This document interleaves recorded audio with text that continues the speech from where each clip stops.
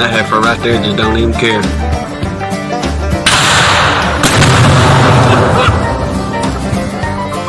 Save yourself, man.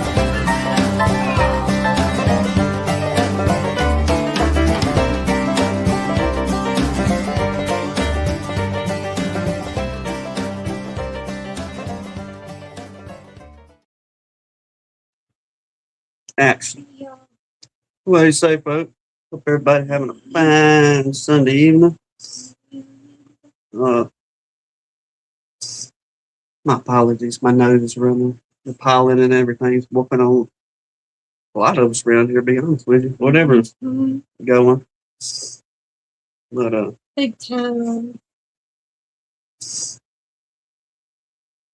Well, what you say, Sean? Good to see you. Man said he out there doing some splits.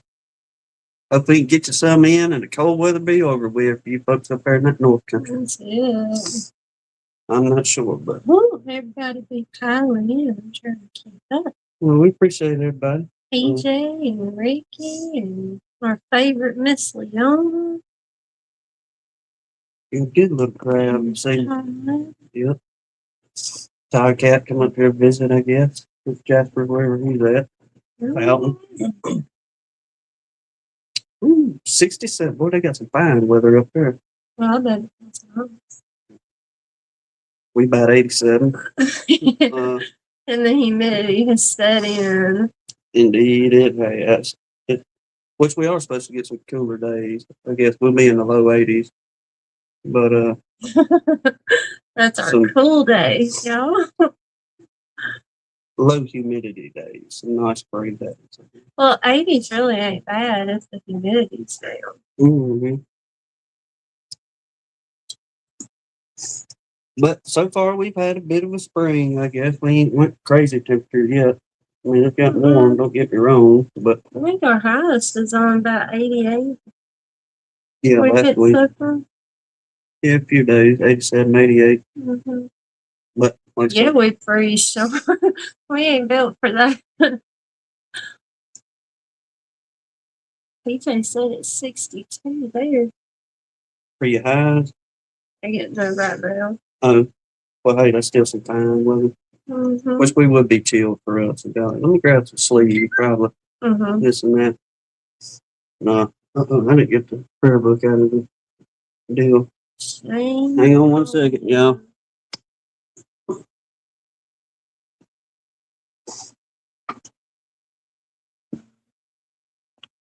There you go. Okay.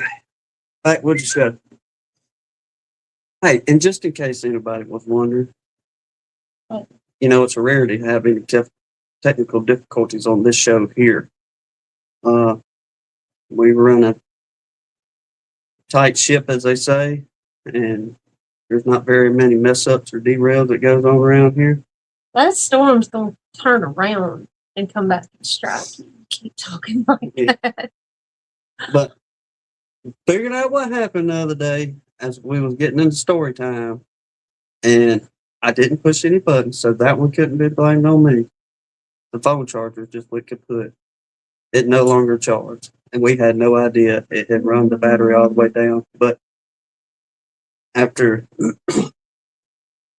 yeah, well, I think after Lee's text, yeah.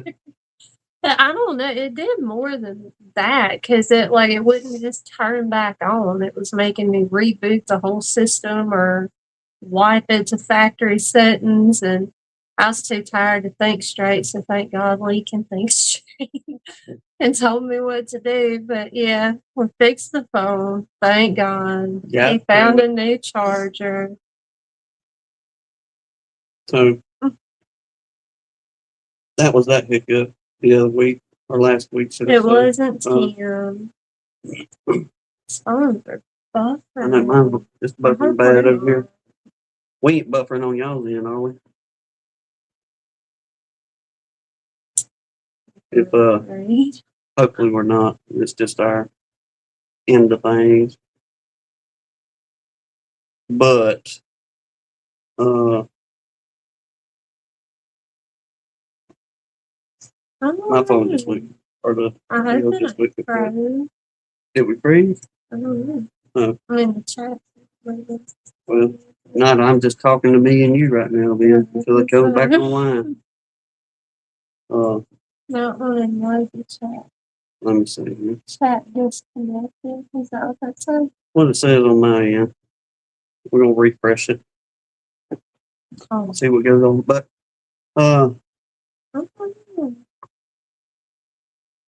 okay. Eric hears us. So we're making it out to Colorado so far. All right, good deal. We're still frozen. It's probably just us, what have you. But done a little bit of beekeeping this week.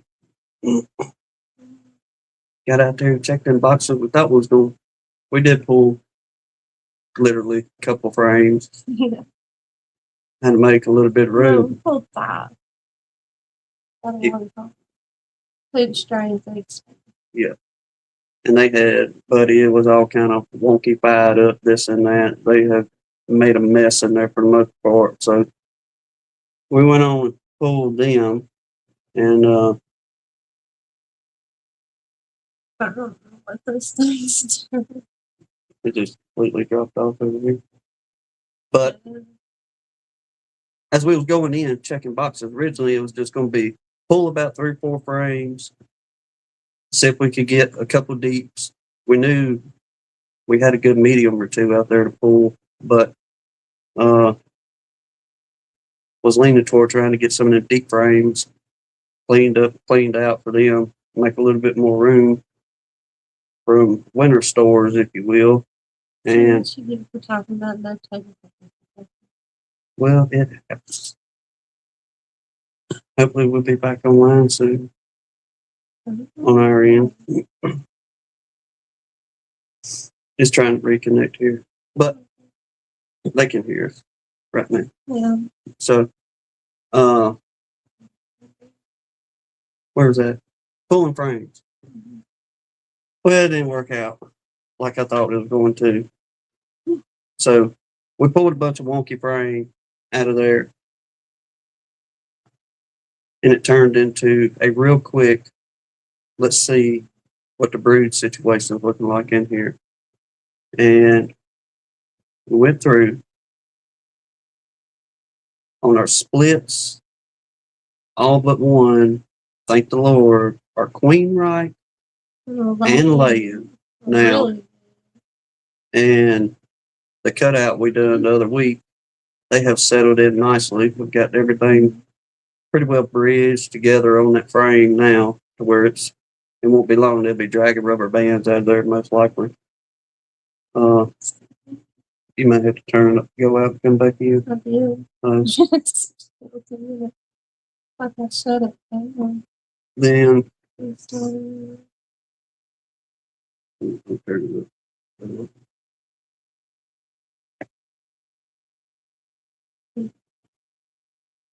completely went off. 5G service and it's buffering.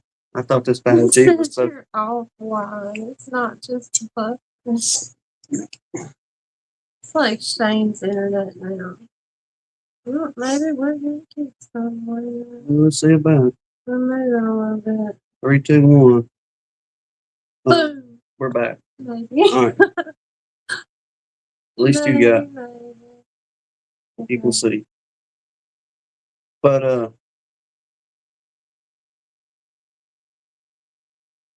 went out there pulled frames. Look, queens are doing good. The little virgins in there laying nicely.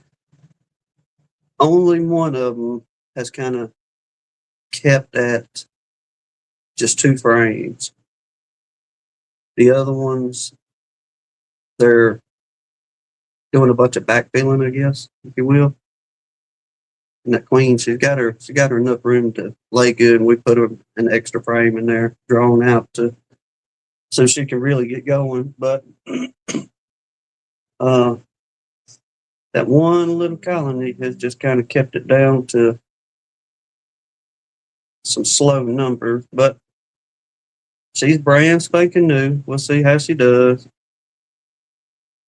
And Lord willing, she'll do like that last year's cutout. The colony we thought, there ain't no world this little bunch of bees is going to make it. And buddy, they made it, and have these little girls exploded. I guess the best way to put it, as far as what they're doing. Numbers jumped up real fast, and one for sure, 1.5 medium, I'll say, full of honey, capped, ready to go. It needs to be pulled pretty doggone quick. But that ended up being the very last one, and we just didn't make it far as just pulling their tails out. Well, the start of the name, too. That's Well, you're right, Rodney. You're right. You got me on that. He said, I don't think a virgin can lay. A newly mated queen's in there. Did you say virgin? I guess so. It's the phone. So, newly mated queens. Let me correct my English there. Doing well, doing good. But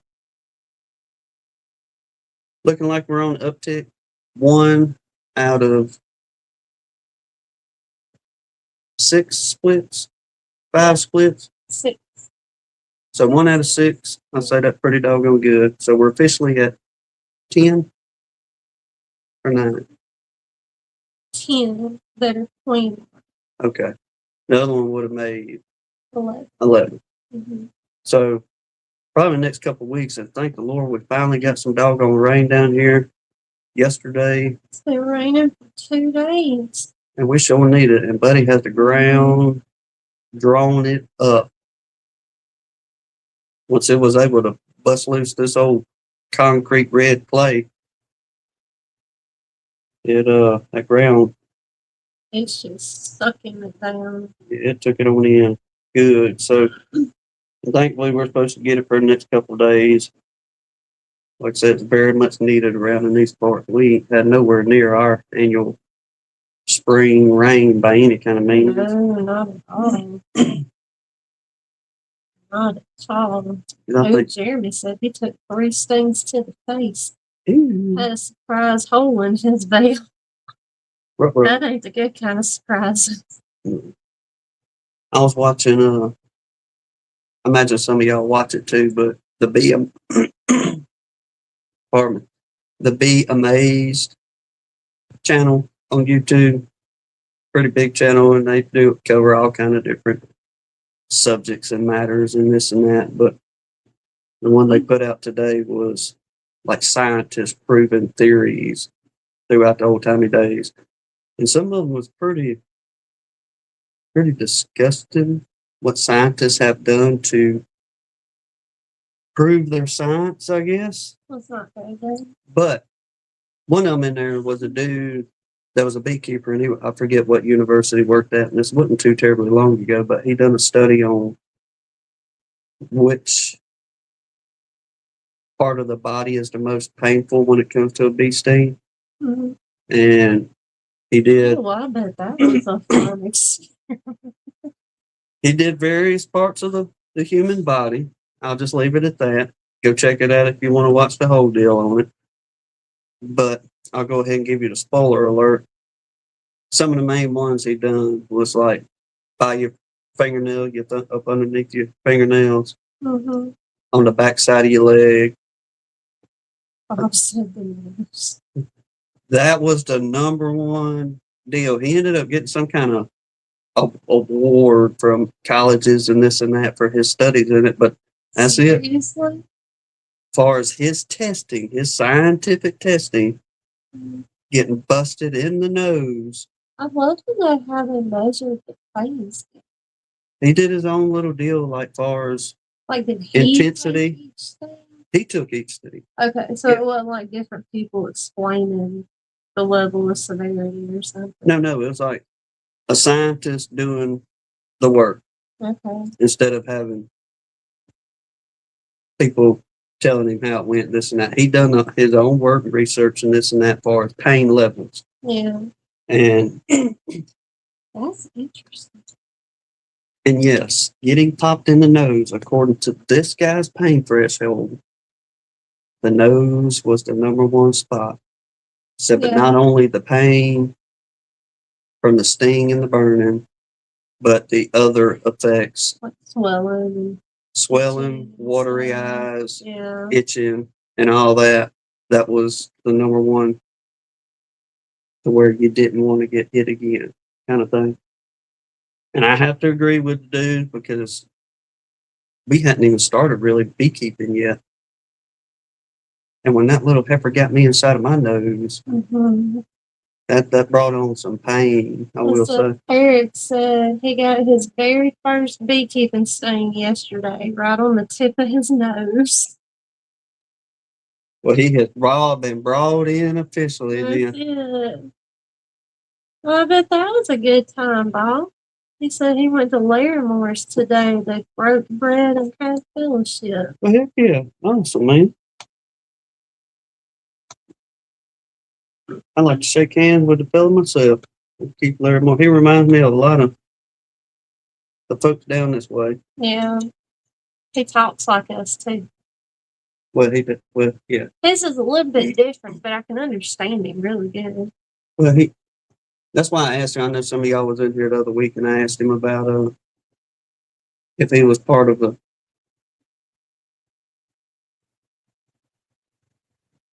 he had Native American in him, some Indian blood in him, this and that. And he said his grandma did this and that, but the little nation up the road that is part of the Choctaw lineage, whatever you want to call it, he talks a lot like the Mohawks. Maybe that's why I understand him so good. Okay. That makes sense. He does sound like that. Everybody from Cincinnati. Everybody from that group of folks up there. But let me run through and holler at some of y'all right fast. Danae got on in. Jack and Danae got first this evening. I forgot who got second, but Sean, Miss Angela. All right, Mr. Russell Amon was second there. Sean, Miss Angela, good to see y'all. Collector Rick, Eric, Philip, good to see you. Mr. Russell, Miss Sharon, good to see y'all. Keeps filming up there in that fine country. Clay, good to see you, Captain. Mr. Russell Raymond. And Miss Brenda. Pastor Larry, Miss Jan, like you say, our favorite Miss Leon there. Collector Rick, Mike Taneway.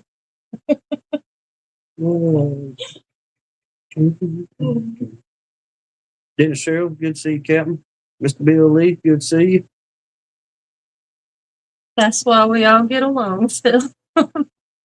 He said Larimer's a native redneck. That's it. Feathers Flowers, good to see you. He up there in that cold country. But he did say in the video today, I got watched a piece of it. He said, ain't no snow. That's the good thing up there.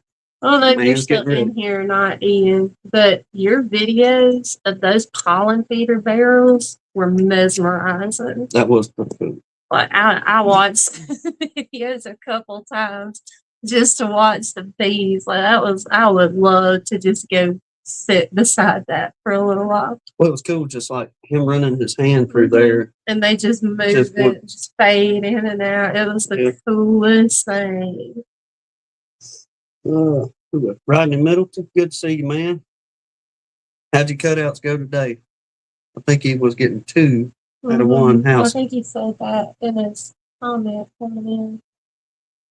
Our YouTube tech hero made it in. Lee got in here. Like, Good to see you. Jeremy, good to see you again, bud. Like I said, it looks like you're doing well out there in Texas on your end of things. That man just went from nothing boom. to boom again. In a year and a half. I say less than that. About the time because he kind of backed out because of what he had going on. Mm-hmm. And then, I mean, he's in a like, better from position backing now. out to being full blown, it's only like a year. Yeah, it wasn't no He time. built that company right back up. Yeah, did a great job on that, man. Glad to see things going good for you. Block Farm, good to see you. Mr. Roy, hope you're doing well. Let's see, I don't want to miss anybody in here. If I did, Bob Walker there, good to see you, man. Appreciate I didn't recognize the block farm thing. you. It's Mr. James Knowles. Lee always saves the day for us, Mr. Roy. Hey, that man get you out of bind when it comes to that tech stuff, that's for sure. Mm-hmm. Absolutely. Because I think he was texting me right after the show, or we called him immediately after, and he. Well, I told you, I was like, this is what the message says, and I don't know which one to pick. Text Lee, because I know he's still up. And you text him, and he texted right back, can you call me? So I just, heck yeah, I'll call. And that's when he answered, tech support, how can I direct your call? We're talking to the right one right now. Uh-huh. But, Hilarious. yeah, things are looking good. We kind of was really getting burned out. Our privet has we're about halfway. Some have bloomed, and some are just now in the process of blooming. So I'm really hoping this rain we got is going to. Dennis was asking if the popcorn and Tupelo was open.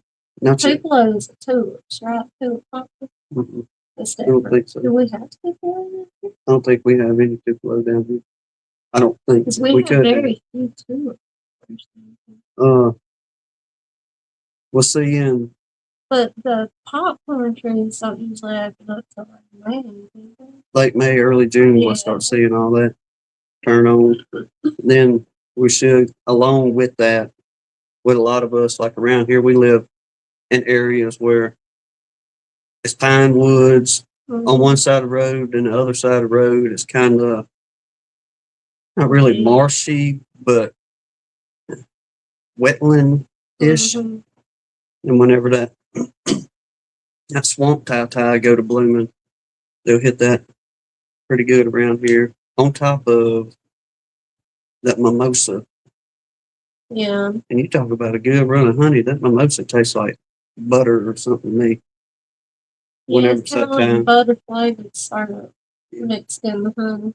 Good stuff. But on top of everything else, I think some of the wildflowers, I've seen the flea bane popping up. Several other little things kind of start to come together around here now. Blackberries didn't do, or dewberry didn't do nothing. They bloomed, and you stomped on them. I stomped them down. But we'll see about it. Let's say, hopefully the rain will bring things on a little bit better now that we got some. I hope so. Maybe we can make some honey this year. I think we will. I'm praying we will. If it keeps on, I think we'll be okay. If we start getting into our spring rain, our annual rainfall is anywhere from 5 to 7 feet in the year. So we probably ain't had a foot so far. No. Now we did get, say, about an inch and a half between yesterday and today, so that kind of helped a little bit. Mr. Roy likes his own made mimosa nectar, champagne and orange. There you go.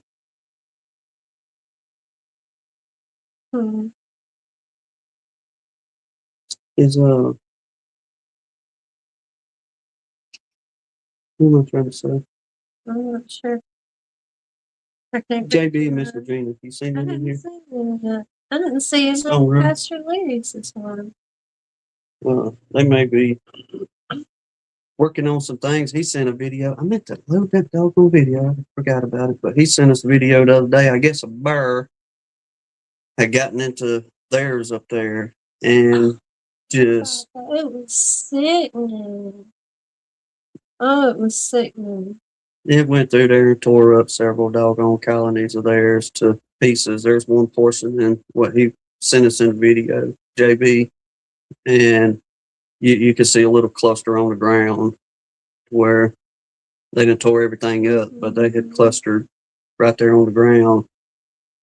So, Lord willing, they can get their hot wire back running right and Something. keep that doggone bear out. It was heartbreaking. It really, really was. But I guess while we got the usuals and a good little crowd in here, and if I see Larimore or any of them pop in later on, I'll try to make a reminder. He might be napping after him and Bob filled up on fried chicken this evening. That's what I'm talking about. Fried chicken. Yeah, That's yeah. what that Bob said. Yeah, I hope so for anybody y'all dealing with daggone bears. Hopefully they'll mosey on down the road. Mr. Randy's liking that shirt. That's what I'm saying. That's a good looking Tar Heel Beekeeper shirt. He be representing Mr. Sure Randy. enough. Y'all want a good looking shirt like this, y'all go holler at Mr. Randy over at Tar Heel Beekeeper. He gets fixed at one. Seriously, I love his logo. And the one on the back is really, really cool. That's what he has stickers of. It'd be hard for me to turn around and show you, but It would. I'm not gonna lie, my back is itching so bad right now that it just feels good to be pressed up against this chair. We went to the river and stayed out in the sun a little bit too long for our first Our first round. Yeah, first round at the river or what have you. I ran out of sunscreen. But he refuses to use sunscreen at all. Yeah. It blistered me, he bud. roasted pretty good. I look like a cooked crawfish. Oh, he did. He did. Like it looked painful. Well, I didn't go down there just for that, but I often do a lot of that while we're sitting on the riverbank. Yeah, we do. It's so quiet out there. Yeah, there ain't nobody around. We a mile off literally, probably a little bit more, but minimum of a mile off any main road, down in the woods, you gotta twist and go through these trails. We did a video, Eric. You should go back on our thing. About 2 or 3 years ago, we did a video. Yeah, because we went down there for our anniversary. It was in October. We went down there that evening. Remember we went catfishing? That was our anniversary trip. But we did that little video and showed like our little spot on the riverbank. But you see what we're talking about, you'll understand. Pretty. All you hear is the water running. That's it. And you can't hear the highway. Unless train comes through. You can hear a train in the distance, but that ain't bad at all. About the most racket you get is a little old bass jumping out the water every once in a while. But other than that, it's just peace and quiet down there, just like we like it. But went down there this week, got our tails blistered. And I have done nothing but tried to scratch my back. Like old balloon. Been rough. But hey, we got our base coat, so we should be good for the rest of the season. Base coat. Yeah. Yeah. Seen a bunch of bees, and we'll get into this a little bit because we had no idea until a year or two ago we've had this around there, and I imagine some of y'all know where I'm leading up to.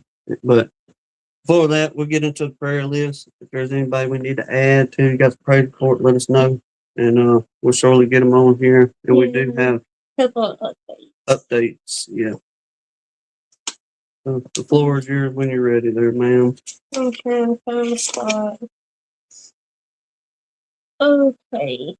Yeah, Mr. Mark and Miss Crystal, Mr. Pat, Miss Deb, Mike Tangway and his family, DC's mama, Philip's mama, and I saw he put it in the chat way earlier, but I couldn't catch it to respond. But he texted you too. Y'all please be praying for his family. It's his mama. He said she's just getting the last couple weeks where she's just sleeping a lot more and kind of not as alert and stuff when they go. So that ain't never easy. But all right, so Philip's mama and their family, his friends BJ and his wife, our favorite Miss Leona, Steve Amos's father-in-law, PJ Hanley, Sarah and her family, Mr. Randy's mother-in-law, Miss Janae Wood, Kenneth and Chris Wilkinson, Redfish's wife, Miss Janet, and then another update, Kenneth Allen that we've been praying for, that he had leukemia, but he was the landowner of one of Philip's outyards, but Philip told us today he passed away. So y'all just remember the Allen family during that time.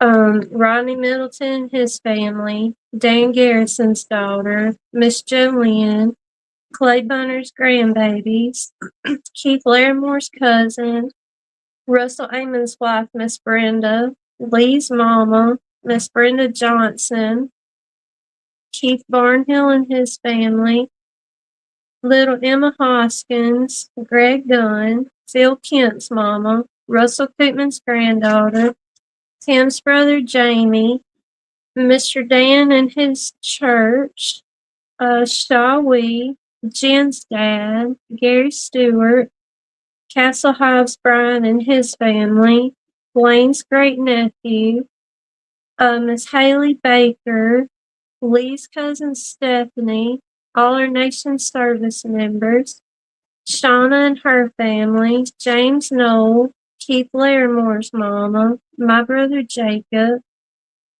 James Pell, Justin Jenkins, Buxby's wife, Allie Baker, Marty from Yes Honey, baby Luca's parents, Zach and Kiera, Lee's wife, Miss Renee, DC's friend, Miss Bree, and her daughter, Ivy, Jack and Danae, and their daughter, Sakura, and the baby, Jace's family,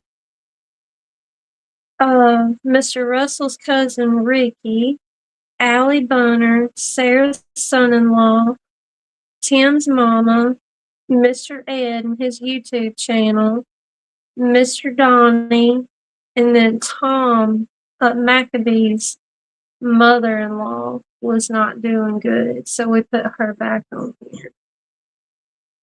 Well, Leadermore got here. Yep. I'm glad several of y'all have kind of gotten on in here, saved this till the end of the prayer list. But on last week's chat, we had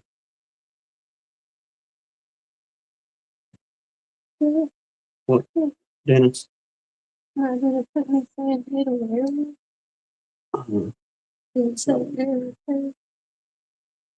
Let me get your message up here, Dennis. Oh, I'm sorry, Dennis. But we'll surely get them on here, Captain. I don't know about your comment there.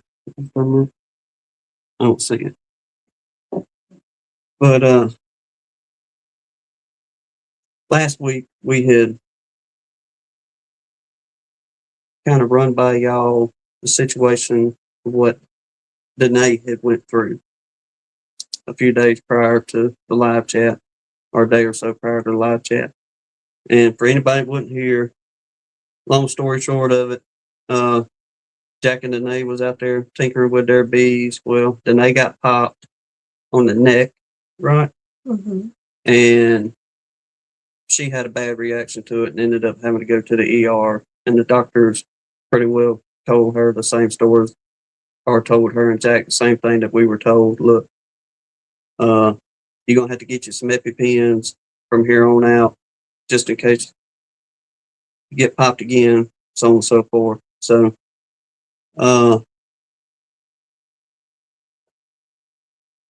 it was brought to our attention, so we wanted to bring it to the community's attention. And once again, community, beekeeping community, Everybody.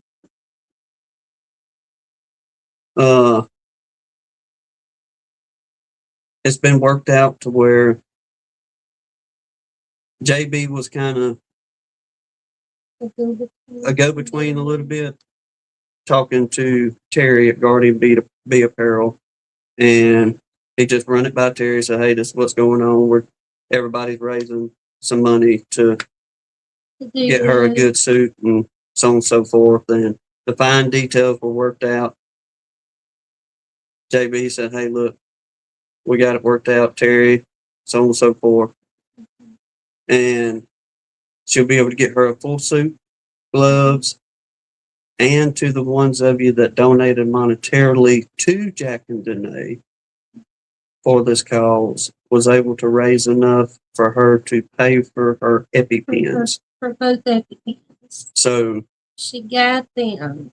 It's a group effort. Mm-hmm. I Thank think you. they said her gear's supposed to be shipped out early this week. So hopefully, maybe by next week or so, she'll have everything. We should see a video from Danae opening it up. You know what I mean? But everybody, whether you said a prayer for them to Lord help you out and get you through it, or you was able to donate and help bless these folks and allow Danae to continue beekeeping. God love every one of you. Like I said, group effort. There's not one singular person. It was the bee family. It was every one of you. But it was really awesome to see. I agree, Philip. But it was so cool to witness that. It was just seeing folks come together and say, I mean, without hesitation, just 2 thumbs up, y'all. I mean, it's all I can kind of just put to it. It's awesome. And she can keep going. Folks come together when there's a need, loving the neighbor. So I know they're very much grateful. Hannah's been kind of texting back and forth with her over the last week, and they are very, very grateful for everything that's being done for them. So just kind of passing that along to everybody. And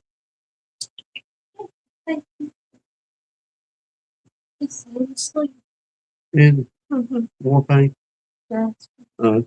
Well, he's had a rough night. He didn't sleep well last night with the storms coming in. Nobody got their beauty sleep around here last night. No. So let me put the deal up here. Anybody y'all want to come in and we talk or derail wherever y'all want to go with it? Probably a little bit of both. We'll go. I don't know us. If not, then I got some. I may just get into that till somebody rings the doorbell, or in case nobody rings the doorbell. It's some entertainment for a few minutes. Oh boy! If you can get through. You want a round of applause? Me ready? There's a round of applause up here. Did you put one on there for real? Who was that? No, I think whenever Johnny set all this up for us in the beginning. Oh, Johnny Walker. Did he put one on there? Tennessee Mountain Bees. Yep. Let's see, where's it at? There we go.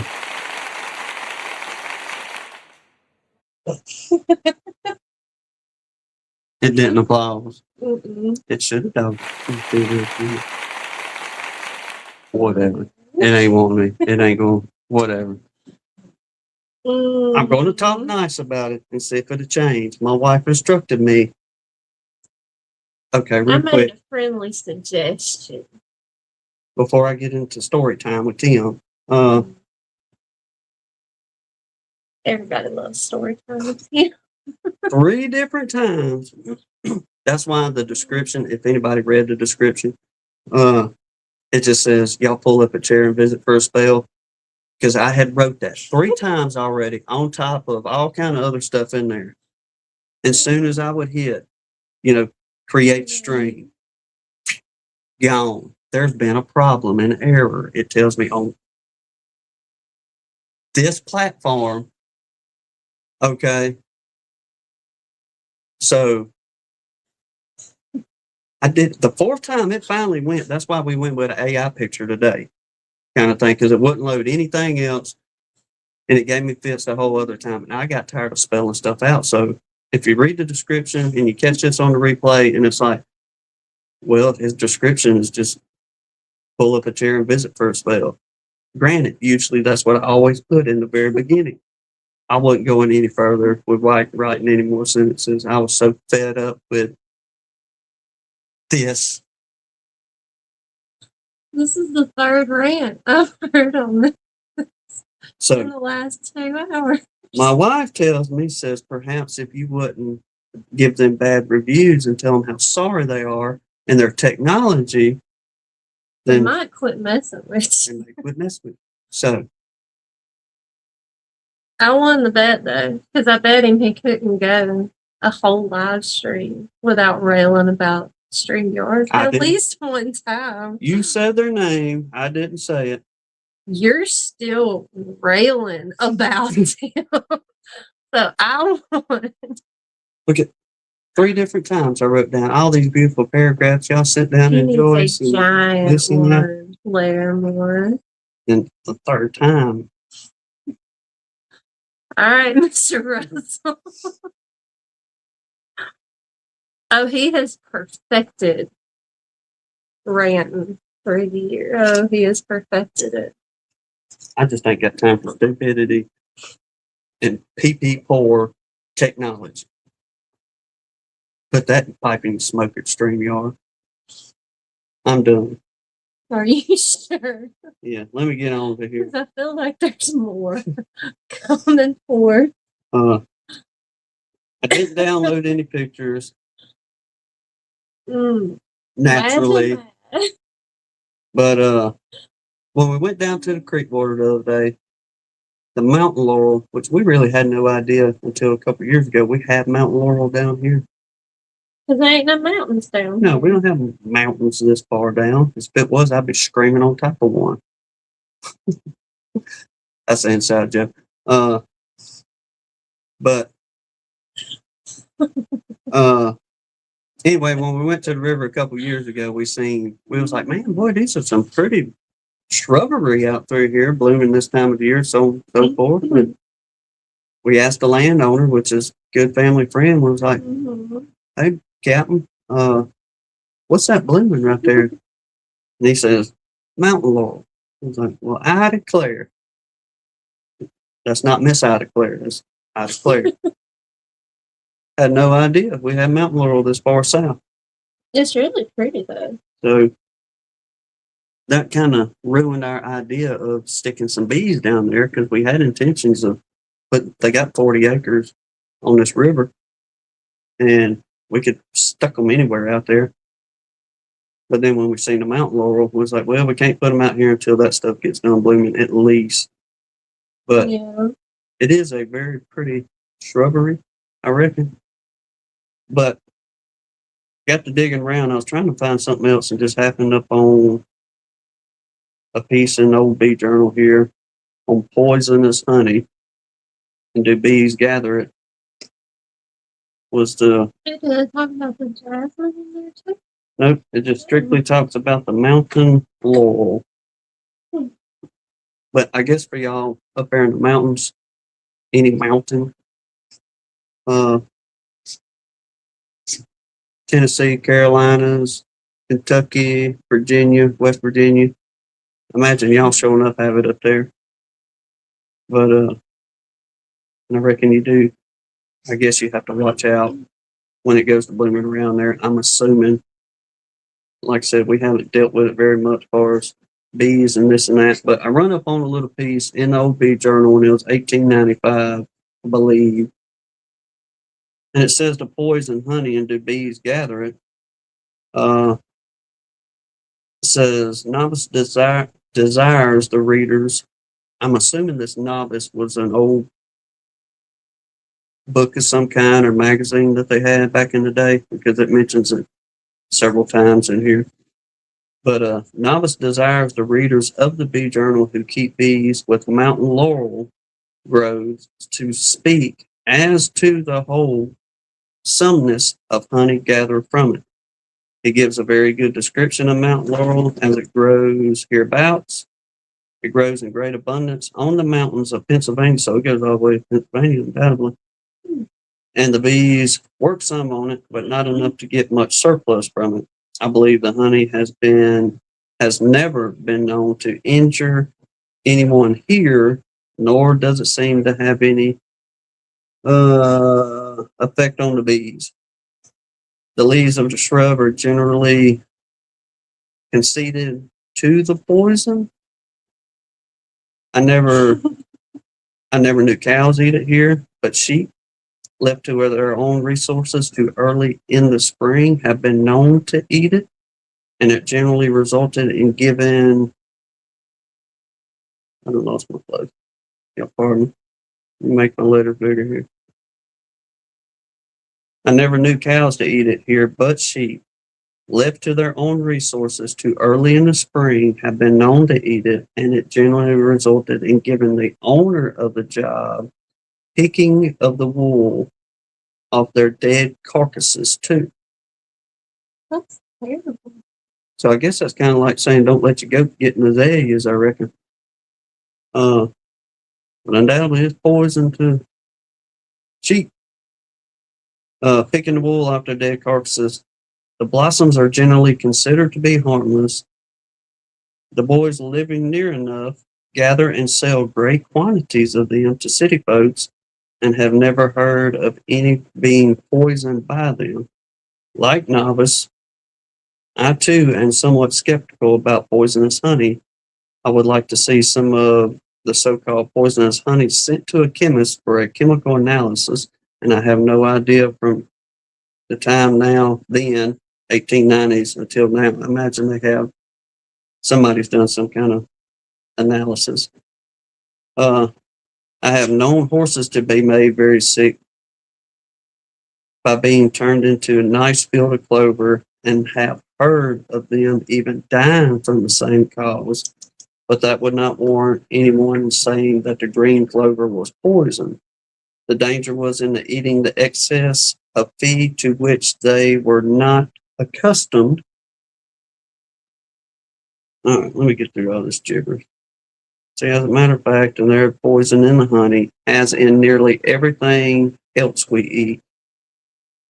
The might of the poison that the author of nature has compounded with the various things we eat is as necessary and indispensable to our well-being as any of their other properties. All honey contains more or less apis virum, virum, which as a drug is powerful and deadly poison. And if we considered a small amount of this poison that is injected into the body by a sting of a bee, okay, he's talking about a bee sting, and note the effect on these that are not used to being stung, we may have an idea how powerful this poison really is. So when they first started beekeeping, a sting within 2 to 3 inches of an eye was sufficient to nearly close it. Some of y'all have been willing to put them pictures up. Was that not too long ago that had a swole, put the picture up there, swole eye, or one guy. Miss Elizabeth did. I think Randy did too. All right. Let me get down through here because it just yaks and yaks for a minute, and I ain't gonna drag out through all that. It says in reference to the article on page 146 about poison honey, I can't agree with novice. And they're talking about, I guess, some dude or a book back then. Why? Because I know that the bees do collect honey and store surplus from ivy. Why do I call it ivy? Because I want to make the distinction between what we call mountain laurel and ivy, the bush that bees collect poisonous honey from. I would not have written this if I had not been called for, but bee men ought not sell such honey in any form, whatever, because it is as sure to make a man sick as he eats it. The honey in its purity is as clear as spring water, but its taste, when examined closely, will tell a man there is something wrong. It has a strong bitter taste, which makes it disagreeable. The symptoms of the poison are sickness in the stomach, a coldness in the top of the head, with cold and hot flashes in the face, and general stupor. Oh, God. The sight becomes dim. The skin on the hands by rubbing seems to be dead with the tingling sensation. I want to say right here that this poisoning is not dangerous in the least. It makes a man vomit well and freely. And when that is all said, this sickness does not last longer than an hour. The plant is well described in Novice's article, but we mountain people don't call it laurel. We have laurel, but it is entirely different in its blooming from ivy, as laurel forms balls one year for its blooming the next. The ivy blooms on the new growth each year. I've never seen any honeybees working on laurel bloom. So, are we getting the confusion of what the old mountain people called ivy, mountain laurel? Did they call ivy mountain laurel? Or call mountain laurel ivy? Apparently, the old people did back then to folks that wasn't around that area. But it grows like a tree, not on a vine like ivy. But I guess the old people called it some kind of ivy back then. Well, that's extremely confusing. Kind of like we call popcorn tree. And how you gonna say eating honey does that to you ain't the least bit dangerous? Well, I'd be a little bit nervous to eat that on a daily basis. Well, a lot of it is a bush landmark, but a lot of that grows down on the riverbank is like not like an oak tree size, but like a crepe myrtle tree size kind of deal. it's a pretty big Grown shrub, I up guess. pretty good. Now, I don't know if they're just that much bigger because they're on the riverbank and ain't nobody ever trimmed them back or messed with them or whatever. But the laurel, most of what we've seen generally is kind of a smaller shrub bush looking deal. If you look up mountain laurel, if you just do a Google search and you type in mountain laurel on the Google search, the white one with the little bitty pink specks in and around the petal of the flower is what we're talking about, what we see down here. Yeah. And I guess it's considered mountain laurel. But like I say, it's a pretty shrubbery tree. Mm-hmm. Something nice to have in your yard. The only place we've ever seen it down here was at the river. But I could not believe that when they told us it was mountain laurel. I mean, it's beautiful, but we were told the honey was poisonous. Mm-hmm. But they're saying it is, or I'm confused. There was too many switching of the names in there for my little pea brain. Well, I get where it eventually leads up is saying that some people are saying it's poison, and some were just kind of in this gray area of, nah, you can get a little bit in there and you'll be okay. But as we was getting down into that last little part, whenever it talked about getting sick, fever, so on and so forth, he was leading up saying, yeah, it can make you sick and not feel very well for undoubtedly, a short amount of time. But still, I mean, exposing your body to that on a routine basis can't be good. Well, especially for somebody like me. What do they call it? That's like venom immunity. Mm-hmm. Just a little bitty bit. We'll get through this. And eventually, in about 10 years, we'll be able to eat a bunch of it. So, He said they have a lot of the laurel around there, but the bees don't like it. That and rhododendron can make mad honey.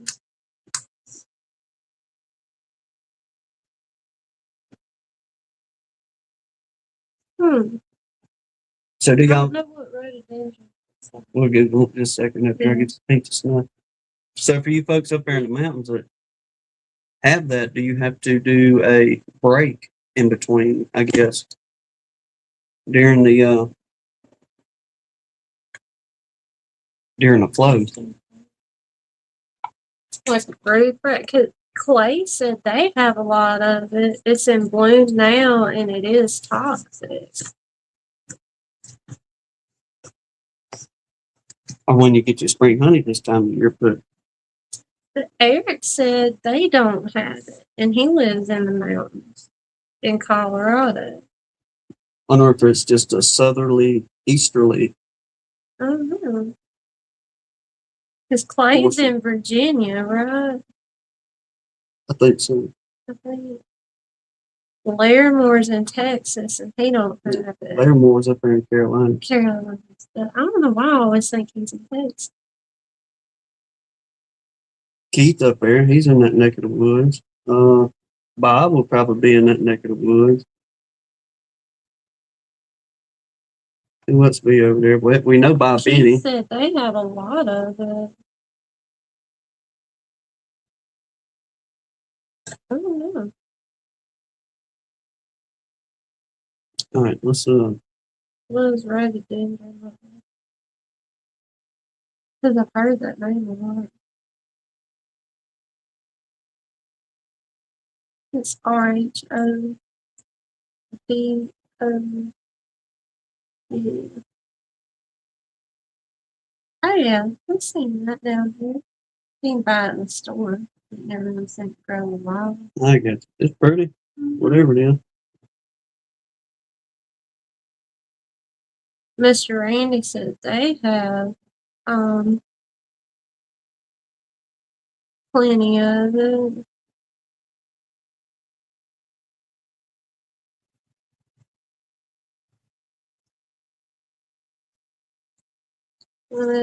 But Eric said it looks like it's mainly east of the Mississippi, but as far north as Maine. so it goes on up in the country pretty good.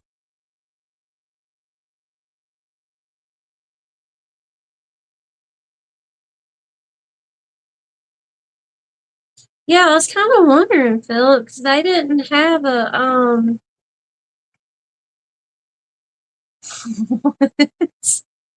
mountain laurels, the lima beans on the buffet.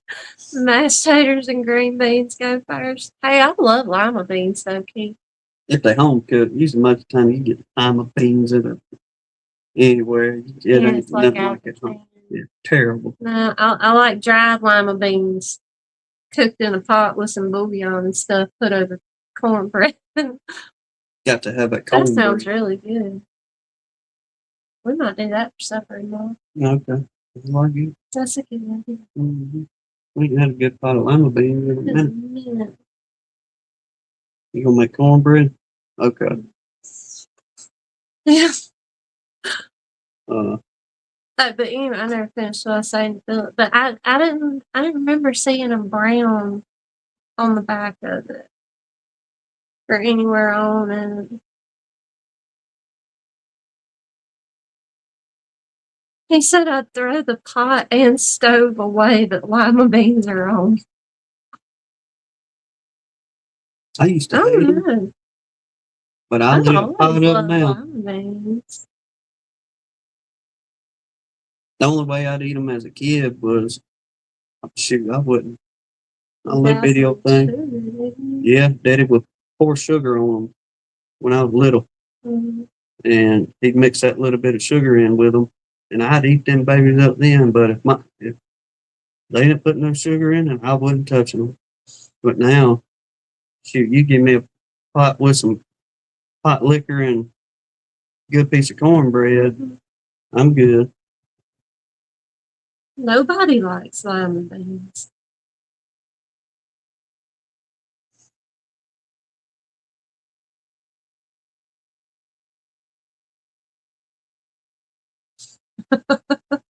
Oh yeah. Mhm. Get your baby limes. That way they won't get but half the size. Yeah.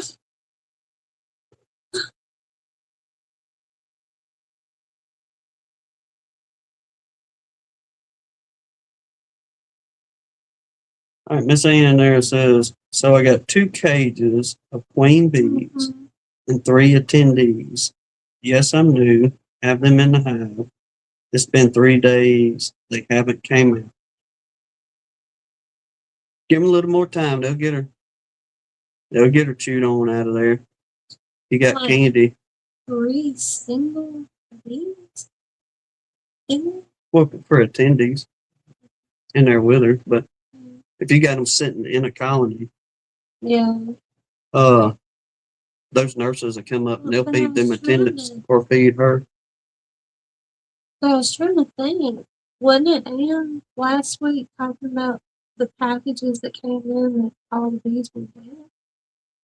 And she was trying to figure out how to keep the queens warm. Who was it? What? It may have been. There was somebody I talking can't last week remember. that got the packages and That's what I was trying to work out in my things brain went to see what about. it was. But yeah, if you got them in there and they're on, uh, Candy is in. you got them in a colony, they'll have her out for too long. They'll get her chewed out of there. And if nothing else, if she's been in there that doggone long, just open your cage up and That's let her what rip. I'm kind of with Mr. Russell. If they're being attended to and being fed, then I mean they've been accepted or whatever because the bees could get in there and bother it. Mm-hmm.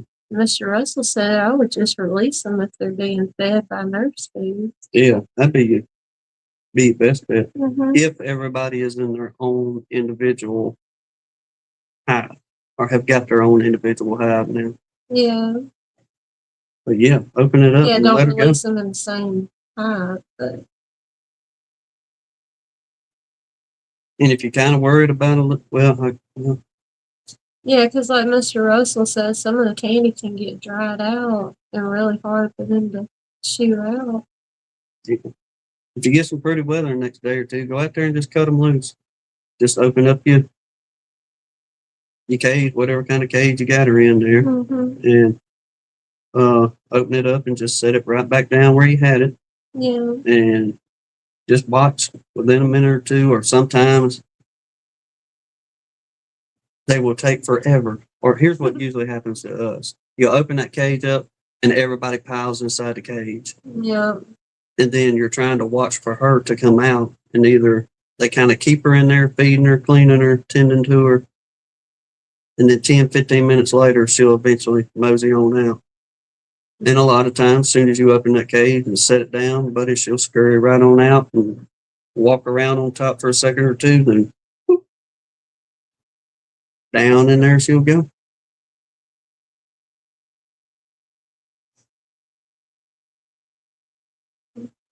Oh, I'd say, Blaine,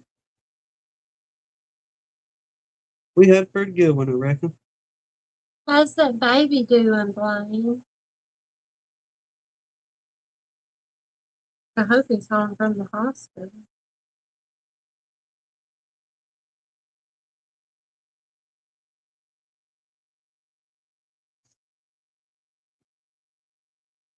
Oh, Oh, man. uh-oh. Well, I was hoping he'd make it home. We're surely praying for him, though.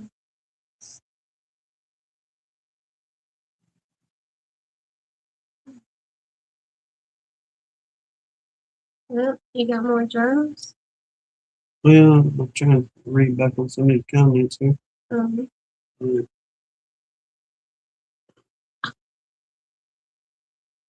Not going to get too far. mm-hmm. Let's see here what I got. I had. Uh, Mhm. There was one little bit in this one here. I can find out where it was. And I don't know if this is what they're talking about. I don't know if I'll be able to find it or not. But this one dude was experimenting with frames back then. After Langstroth come out, the removable frames, so on and so forth. He had done his own tinkering around as we always do. But I guess a standard frame, the top rail is 1.25 inches wide, I think roughly something like that. But this dude, which it kind of made some sense in a way in my thinking, but he had taken and for honey supers, made his frame the top bar of the frame. He made some 1.5 inches, 1 5/8, 3/4, and 2 inch, where they're stepping up. They're just a little bit wider, a little bit wider, a little bit wider. I don't think so. But for like making deeper pockets for the honey super or your frames for your supers, creating a deeper pocket. Because he was saying they'll kind of draw out on some. He didn't give us full conclusion on whichever one did the best, but that got me to thinking. I was like, I wonder. Just say you make your frames wide enough to where it goes in a 10-frame box, but you make your frames wide enough to where it's just 8 frames, but the top bar of it is wider, so you can only fit 8 frames in there. Mm-hmm. For a honey super, and then drawing that out a little bit further and filling all that in. Because oftentimes, how many times have we gotten into a box and they'll have a drain to just a normal frame nowadays? They'll have it drawn out past. Mm-hmm. And you gotta make them know so it's like we did in that one. Yeah, but undoubtedly he was having pretty good luck doing that to get a little bit heavier yields on his honey back then. Yeah.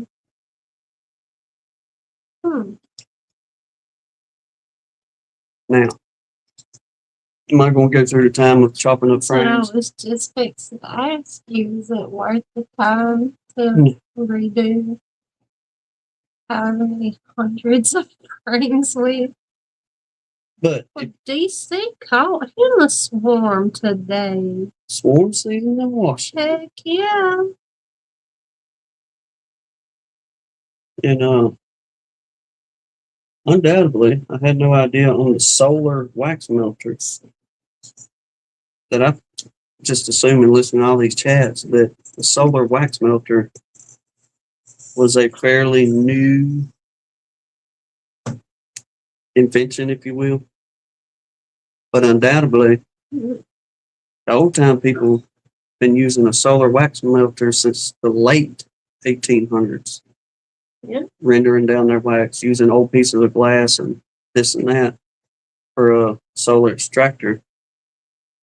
Because in here, one of these, it says cleaning wax and making foundation. It says how to clean wax and make foundation by R.H. Holmes.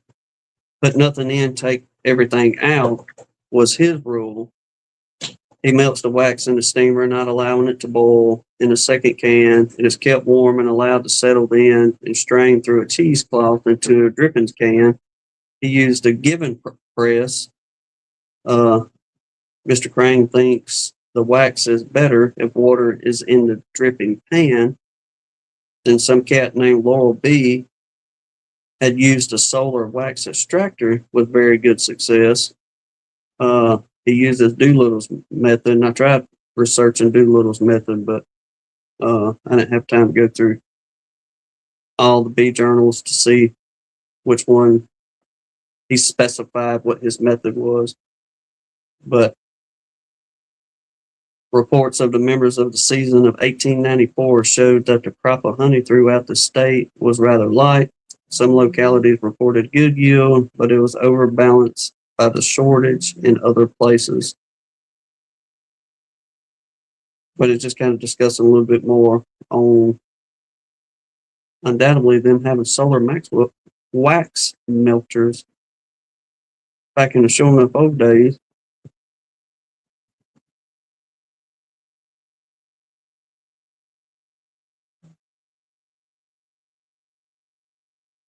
Oh yeah, make your own solar why do I keep saying wax melter? And there's several different ways if you want to tinker with it, especially if your climate gets hot enough to where you can.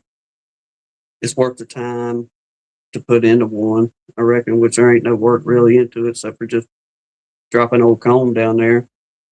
But I've taken an old 30-gallon aquarium and a piece of glass that came out of a 1800s home I've been saving, and I just set that old piece of glass on top of the aquarium and put it in a shaded spot and tilted it up about 30 degrees or so, and it'll melt the mess out of it on them hot days.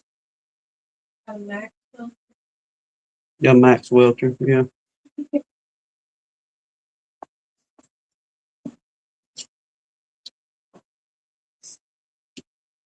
But yeah, if you got something sitting around the house, I'm not sure how Brad's going to set that up, but check out what he's got going on. And if you got the stuff laying around to make one instead of buying something, and if you into all that,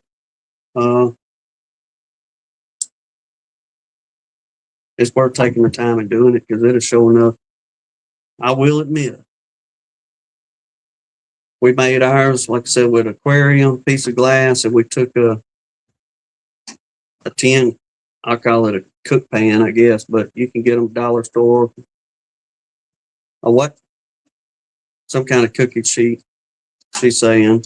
And I just cut a little hole out the bottom of it, made about a 2-inch by 1-inch hole, folded it up, put them napkins right there at the edge of it. And I will say, it made some pretty wax without having to do what you normally would do out there rendering it down 3 or 4 or 5 times to get it good cleaned up.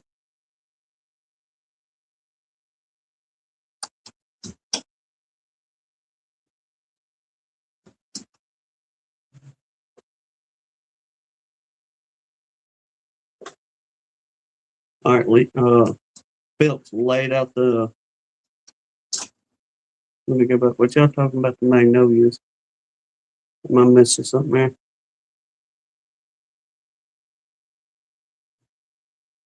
Guess while we own that, Buddy ours is getting it. These southern magnolias are blooming out and they are pretty. I wish they'd put off a nectar flow like them doggone tulip poplar do. But as big as those flowers are, you could get a gallon off just a few flowers in no time. But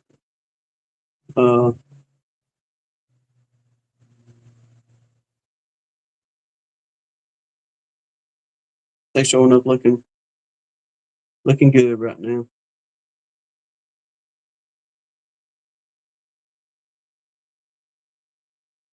Yeah. No, brother, Eric, if you're still on that wax melter, just make you something at home, man. 100 times cheaper, and it's going to do the same thing. It may not be pretty, but it'll work.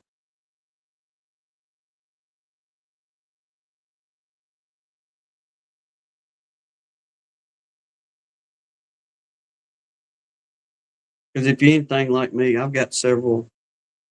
We've had critters around here from. We had the fish in the fish tank for years and years. Then I got another 150-gallon aquarium for when we had the bearded dragon, and we had some smaller aquariums for different other little critters we gotten. And I had just taken them old aquariums and stuck them outside and just thought one day, let me try it and see if it'll work. And like I said, doggone, the aquarium worked pretty good. Even setting it up at a little bit of an angle in that piece of glass, it wouldn't slide off the aquarium off the top or anything like that, and it held that heat in there to make it plenty warm enough to melt that wax down.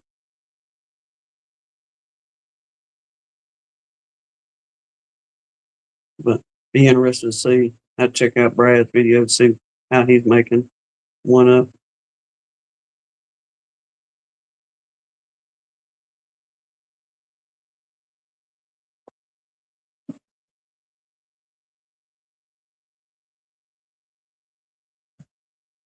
And I know some of y'all like me, if I can save $1 on something, I'm surely going to try to do it. Whether I can build it or just redneck a fight and throw it together. And as the old saying goes, if it works, it ain't stupid. So I'm not worried about it being pretty, as long as it works.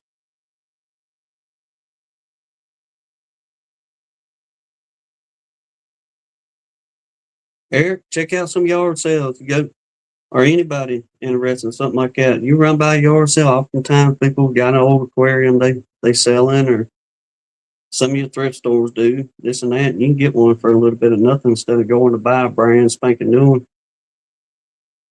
Or ask around some friends. There's a good chance somebody you know got one that they ain't using. You can use a 10-gallon. 10-gallon be plenty to do your wax rendering in. Goodwill, yep.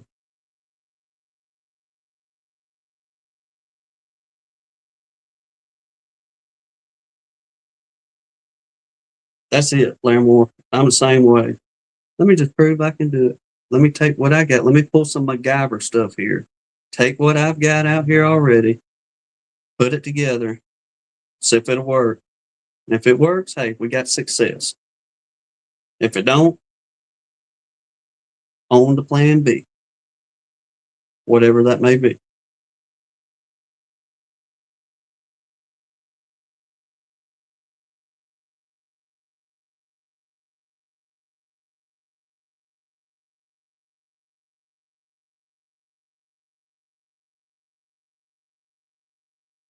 There you go, DC. We went not long ago to the dollar store and bought a good size. Now we didn't get a turkey roaster, but we did get just like a good size crock pot they had, and it was like $8.99 for this crock pot.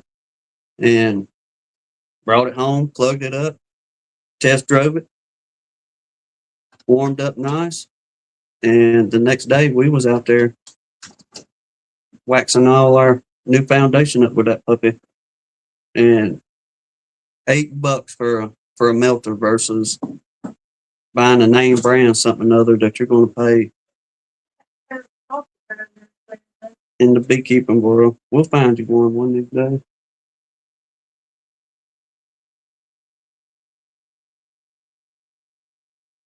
That's kind of what drove me to. I appreciate everybody watching the video on The frame sled. Yeah, the frame sled, as I'm calling it. I thought that was genius, though. But I watched a video of somebody else doing it, and man, they was chasing. They had built something kind of similar, but they was just chasing these frames of foundations all up and down, side to side, and so on and so forth. And I just thought to myself, well, if I build this thing to size, roughly, as far as how tall the frames are, and I gave it about 1.5 inches, well, 3 inches really. That way I have a little bit of working room to get it in and out of there. Put it together just out of some old scrap lumber we had. Then I slapped some ends on it, put the rails up on the sides that were higher. And he was strutting like a banty rooster when he come in the house, talking about, come look at what I made. What you talking about? It works. It works perfectly. And we spent cleaning 8 frames, and that thing is about 14 foot long because that's about all the scrap material I had around here. I wouldn't. 16s, you could maybe get 10, maybe.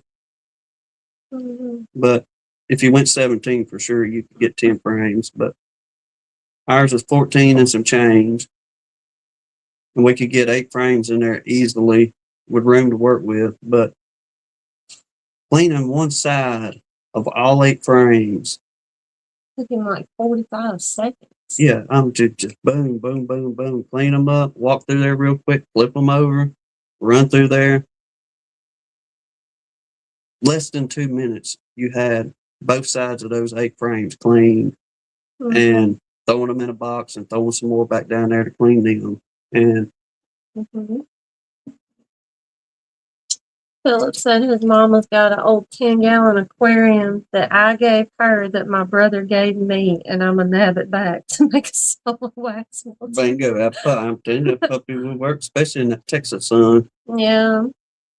Lamore said I've used aquariums, a tote with a glass shelf on top of it, and a storage drawer out of a refrigerator to melt wax. That man knows. That's pretty genius. Let me see what I got here and put what this they together. call that? Redneck ingenuity? Yes. Or if you really want to feel cool about it, you MacGyvered that baby. And I'm pretty sure most everybody in here know who old MacGyver was. Yeah.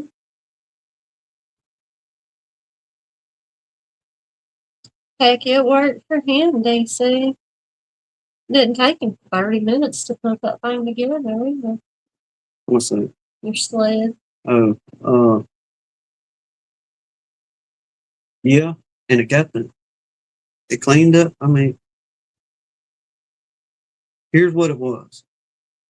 I sat out there for about 3 days and cleaned between scraping frames and using brushing them off with a dust brush, or if we had some, because I had some older stuff that had high beetle damage, and if you ever had the blasted high beetles, and you know, on a high beetle frame, that slime, that and their, I guess it's like their shell, exoskeleton, whatever it is, it's kind of like upside down in that cell, and they'll just be stuck down in that doggone old cell. And even after you scrape it off the foundation, it's stuck down in the very bottom of that joker. And that's where I was taking more like a brass wire brush, something along those lines that wasn't too heavy, but heavy enough to try to get them out of there. And I cleaned and I scraped and I cleaned and I scraped. And I thought to myself, there's got to be an easier way to do this crap. And after we had scraped all the wax off, I got to fumbling around. That's whenever I run across somebody power washing. Like I said, one dude, he was taking 1 foot, standing on it, spraying it, flip it over real quick, spray it. And then somebody else had built something similar to what I had done, but they were still having to chase them up and down that thing. And I was thinking, I'm not chasing them up and down here. We're going to put a barrier all the way around. So if it goes to one end, it stops right there. And that's how that deal come about. But I kicked myself in the backside for not looking that up days before, out there spending literally from the morning time until mid-evening cleaning and scraping and still not making. Oh, it is a high beetle sanctuary. That's a very true statement.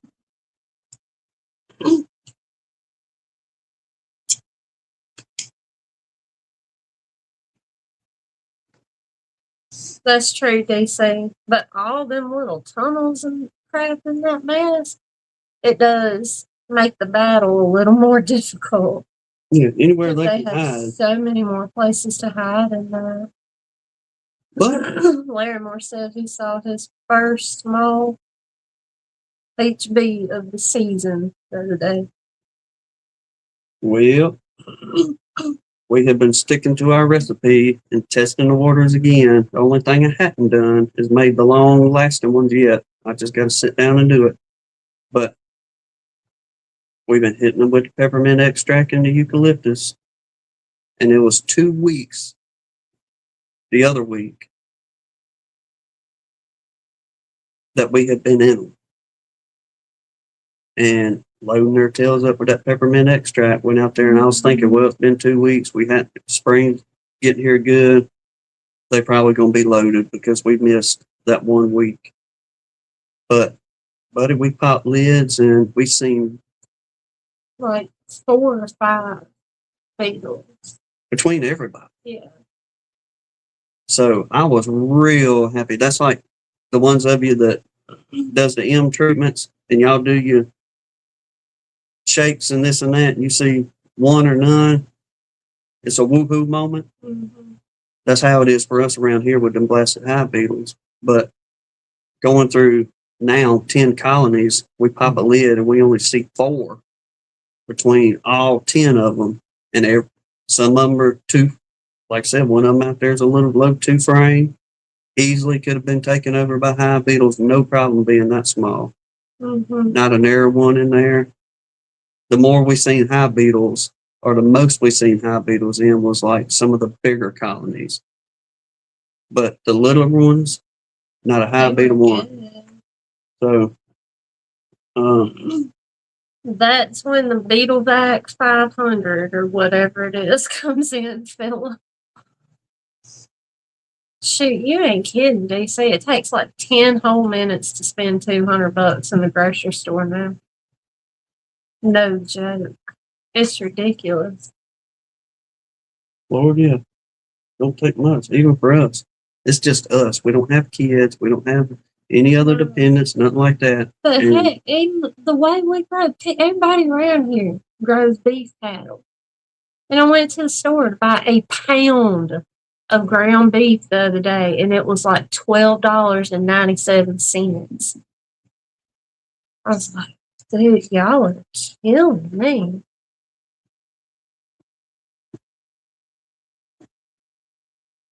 We still do, DC, and we still will, because I know a lot of folks don't want to hear it, and it's just folklore and this and that, so on and so forth, but it works. Works well, especially being consistent with it. And I know once, like, we tested it last year. In the first 3 weeks, we did it once a week, every week, and we put 3 milliliters on just, it'd be double deeps, but just on the very top deep. Boom. Run it through there, run half of it out on one side, half of it out on the other side of them top bars. Close them up. And then I got to tinkering around with those little fragrant pads or whatever you want to call them, and put the what was the old the emulsifier to it, so it wouldn't evaporate off as quick. And we purposely let little bitty colonies go as a trial run. As a trial run, just see if it'll work. And we got 3 weeks. Not a beetle one, literally, in any of those little small colonies or bigger ones, but was mainly testing the little ones to see, okay, if we lose them, then it's a littler colony, no big deal. But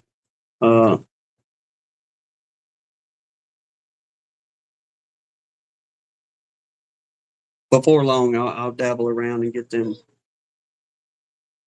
other pieces put together to where we can get 3 to 4 weeks out of it and not have to worry about going in and every week, because we're trying to get to the point as well of, and I know it's hard to do, especially if you're new to it, not to get in your bees all the time and tinker and fool around with them or do something to pop a lid. But we're trying to get to where if we can keep the hive beetles at a low number and we know this works, then the only time we'll really have to disturb the bees is just to go in, pull a few frames, make sure the queen's laying, we got good brood patterns, plenty of stores for them. What's happening during the flow? Are they drawing out? Are they backfilling? Are we getting honey bound? Everything else in between. But we're trying to get it to where we're not disturbing them too terribly much. Kind of thing is, I guess, where I'm going with it. Instead of getting into them 3 or 4 times a week, just check on them once a week.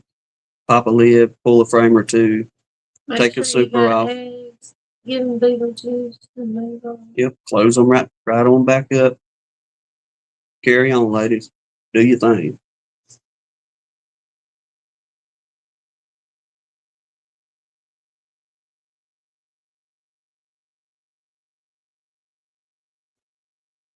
I reckon that's what's driving the prices up. Oh, I wouldn't know. Well, Don't worry. I wish we could vote on it. What's his name?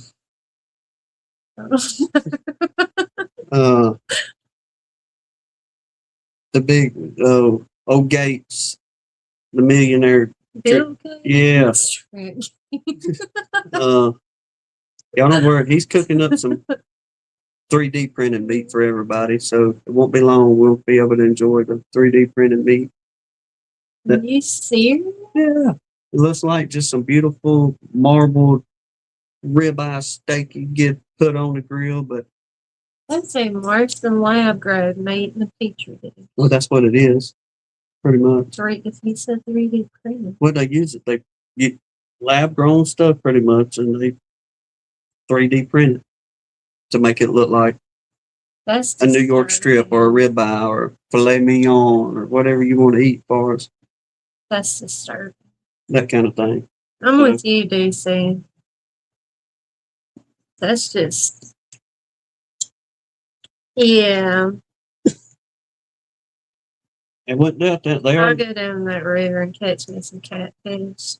No, thank you. Because what's that saying? More honey is sold than produced. Mm-hmm. So they already got the deal, but that's a really crazy thing to read about too. How much more honey is sold than is produced.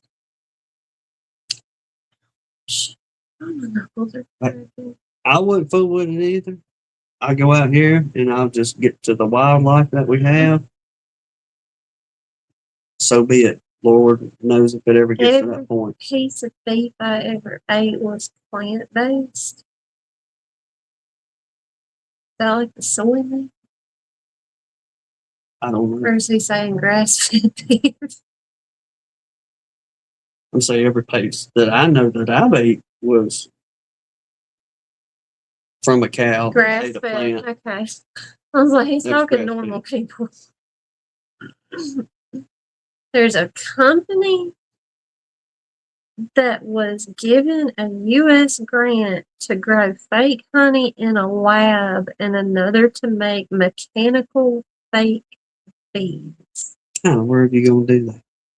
The same way they're making these freaky alien-like robots that's fixing to be running around places. I tell you what, technology people, if y'all need me to find, or if you need somebody to find the defective portions in your mechanical bees, holler at me.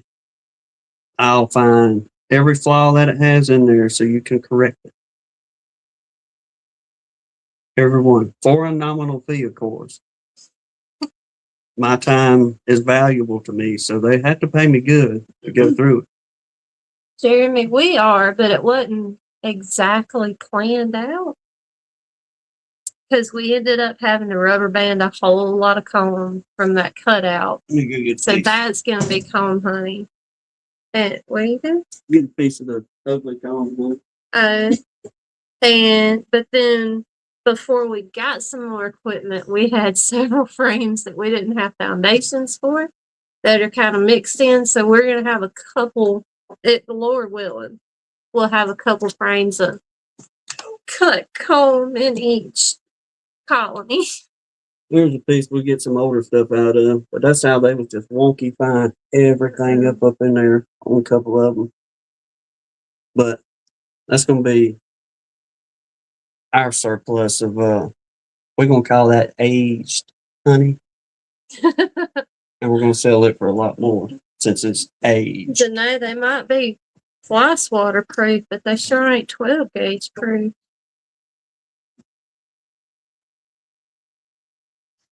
Well, it's good to see you, Okie. But Jeremy, we did take some mediums and a few deeps to make some pretty cut comb out there. Yeah. We checkerboarded. Vintage honey. I like that. I know. That's what Tim get every time we go in the grocery store and I start having like panic mode. It's going to cost us $60 to fix one meal. And like, I'm cooking real food kind of thing. And that's the verse he quotes me constantly. The Bible says a day's wage will pay for a loaf of bread, or it's over with. The Lord tells us that. It'll come a time where a day's wage will be meal. Well, Larimore, we watched a documentary on some of those AI robots that's supposed to be acting like people. And the creators were warning people, like, this is getting a whole lot more out of hand than we planned on. Like, this is getting dangerous. These robots are going to revolt against humanity. Oh, yeah. And folks I'm telling you, y'all better not bring that mess down here, because it ain't going to fly. No, it'd be one thing. It ain't going to fly. You from the bank? That kind of thing. Mm-hmm. And if you ever seen Old Brother Where Art Thou, y'all know what I'm talking about. Go on, get.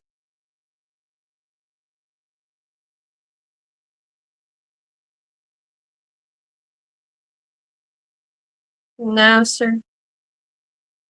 I'm good. I have I'll take a bullet instead. I'm good. I'm not doing all that. I'm scared to death of that mess. I don't need something rerouting me or where I have to update myself every few months, so on and so forth. Wouldn't work. And no.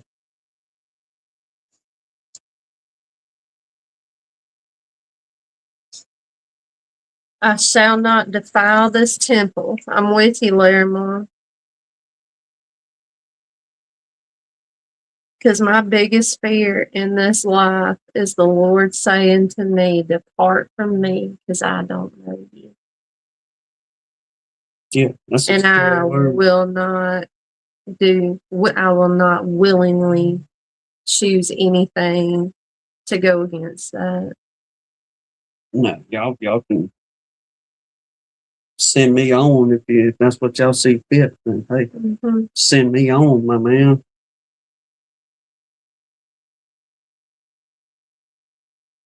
Hey, that means I can't shop at the market. I'll grab me a garden out there. And we'll be mostly vegetarians and live off whatever squirrels we can get. Or hey, we're right here on the road. If it gets that bad, you get whatever roadkill that day. You know what I'm saying? Just walk north or south a mile or two. You bound to get something.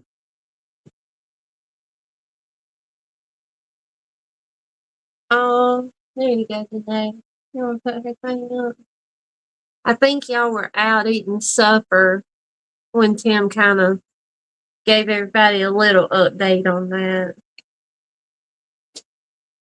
But since you're here now, I'm not putting you on the spot, but oh, he's putting you on the spot. We look forward to a video of that brand new soup coming in, especially when they all pretty and nice before you get them dirty, this and that. And me and Tim was talking the other day. We need to do like an update video on our soup and show the difference in how much we've used them things. I said, "Oh man, yes, ma'am." But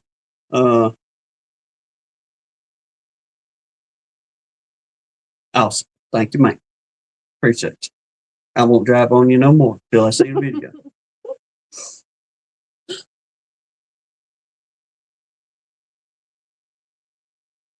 I mean, don't it say somewhere in the Bible, man will destroy himself? Well, and I think them robots is the fulfillment of that. Because we build them and they gonna turn on us. Well, where flesh mingled with steel and iron, this and that. To me, I take that as probably what will lead up to some of that. I reckon. Maybe we can get Pastor Larry to come on one evening and kind of give us some guidance on this stuff. Ooh. We put on a 5-pound roast last night, and that's what they ate for supper. You know that was good. Especially filled her up with onion and bell peppers and carrots and Taters. Taters. Mommy used to put rutabagas. I mean, like 3 or 4 big old rutabagas in there. Been a long time since I had a rutabaga. I have not even attempted to eat a rutabaga since I moved out of my parents' house. I like a good old rutabaga. I don't know if everybody's had one or not, and there's some folks that are like, I ain't eating no rutabaga. No. I never liked it growing up. If they're cooked good and cooked just right, then baby, pretty tasty. I know, Jeremy. I saw y'all's post on the Book of Faces. It looked like y'all had a blast. Him and his wife got to go see George Strait live this weekend. Heck yeah. For real. I was just a little bit jealous. Like, oh my gosh, that would be fun. That'd be a concert I'd pay $1 to go see, kind of thing. Just $1? Well, you know what I mean. I put my dollars toward a ticket on that. That's how you do it, Lee. I've gotten to where, though, like, if I'm going to put peppers and onions over something, like I done some deer meat the other day, but I've been, like, sauteing the peppers and onions in a little extra butter, like 2 pats of butter instead of 1, and then dumping all of it right over the roast, and then put the lid on it and go, and it's been pretty good.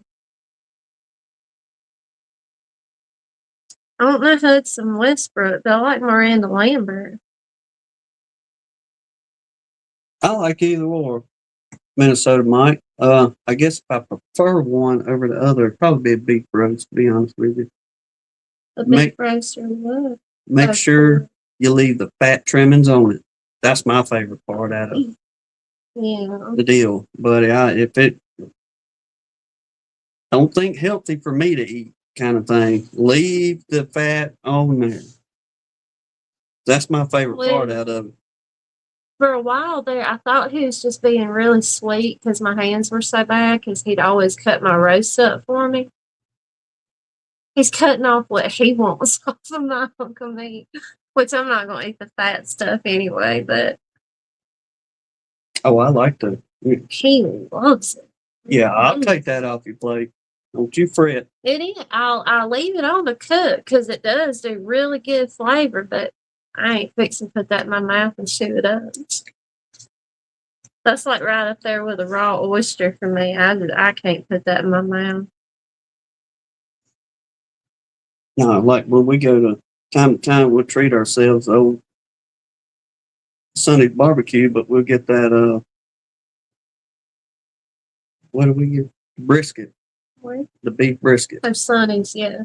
And God, I love my wife. She'll get my sandwich together and she'll put my fixings on there and she'll hand it to me. And before I get started, I know, hold on just a minute. Because when she starts digging into hers, she's going to pull that bun off and look for every little piece of fat that's in that brisket. Mm-hmm. And I know what's coming. Throw it on over here, darling. I'll take care of it for you.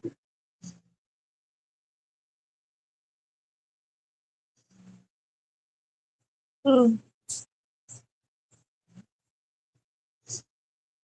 Girl, he is passed out. I tried to wake him up 2 or 3 times, and he's sound asleep right down here by me. Well, everybody got in an uproar because of the thunderstorms come in last night, night before last. So between us and them, we was up at 1 o'clock in the morning until the sun come up. Mm-hmm. And then the same thing pretty well this morning when the storms come rolling in. Mm-hmm. That's why we look like we do. Yeah. Did you hear Janae talking about you? Come on, buddy. Well, Stella is petrified of thunder. And she's teaching the 2 little heathens over there how to be. So when she gets wound up, they start getting wound up.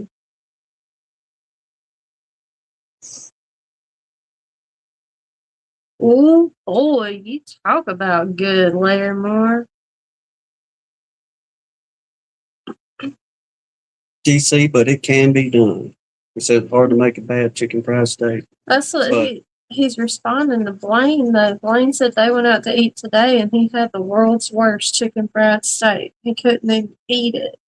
I had one not long, well, I say not long ago, about a year ago. There's a little old mom and pop restaurant to the south down here, about, I don't know, 12 or so miles. And used to be some good country cooking in there. But then, got in there cooked. Yeah, and they changed hands. So Yes. I got me a country fried steak, and they gave me, usually they'll give you, most places give you a steak knife to cut the thing up with. And I'm literally sawing on this doggone chicken fried steak. And about the time I go to try chewing it, it was like chewing on a piece of liver. I ordered a fried pork chop, and I couldn't cut the meat off the bone. But later, we got up and left $35 worth of food sitting on that table. Well, stay away from Willie's. Lee, did you ever try the chicken fried bacon? Because I forgot to buy bacon again. Went grocery shopping. Oh, yeah, we need to do that. That was a good meal. What? Chicken fried bacon? I don't think you're supposed to just make a meal. I ate a pound of bacon in one sitting. No problem. For an appetizer. It probably was, Blaine. Some of that 3D mess.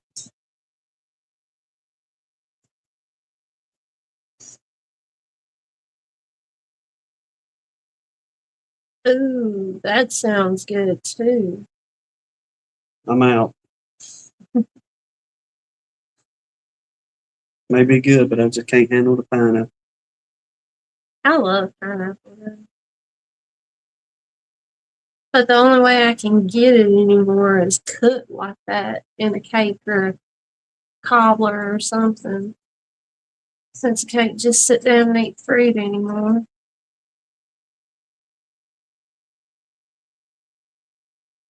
Best chicken fried steak I ever had was in my grandma's kitchen. I miss it too. I want to cook a meal. I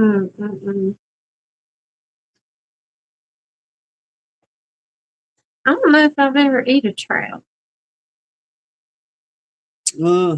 Mostly, if you say, let's fry some fish down here, it's catfish, bass, or brim. But it's mostly catfish. But the old timers on them smallmouth bass, the old people call them green trout. Now, a trout, what we're thinking of, like up in the North Country, DC's neck of the woods, things like that. I don't think since we've been together, we've never had any true trout.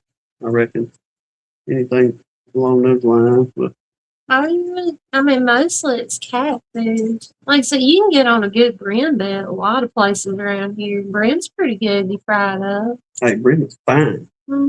Especially that tail. I can't crush the tail down. Oh, yeah. He will. As long as you clean that little old brim up good, shoot. Wash them off when you get done. It'll go. That is so true, DC. There's only a couple places we really go to eat at all anymore. No, every once in a while. Any of y'all ever come visit and it's closer to the weekend, now we'll go. But there's a little old catfish house over in Mississippi across the state line there. Now they got good Mississippi farm raised catfish that they serve in this place, buddy. It's all you can eat fillets or wholes. And you can make a meal. Tail and fins and everything. If you get the only thing they do is cut the head off and gut it, and then fry it up. Now you can catch some crappie down here. You getting a good lake or something. Oh, you can get some fine sized crappie out of the Mm-hmm. old lake. They good eating too. What's a walleye? Is that what we call garlic? No, we ain't got no walleye around here.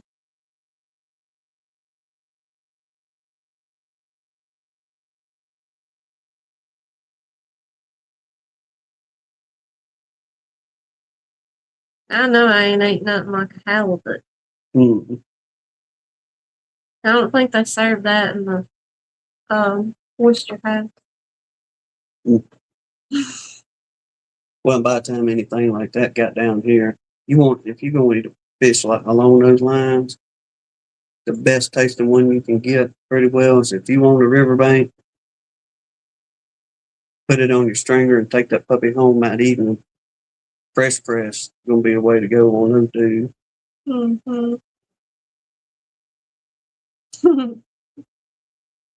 Later, Mom wants to go fishing in Alaska and eat some halibut. That'd be all right as long as it's in the summertime months. Don't want no part of the cold weather up here.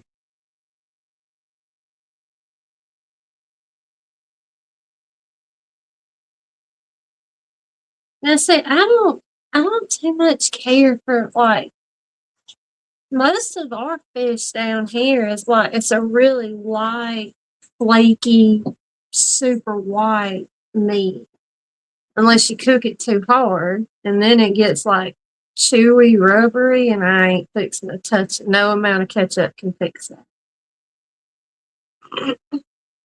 No, them old brim or crappie, anything like that, or them bass. Like Larimore was saying, pull them puppies out of the boat. As soon as you get back to wherever you get and clean them up, put your batter and grease on them.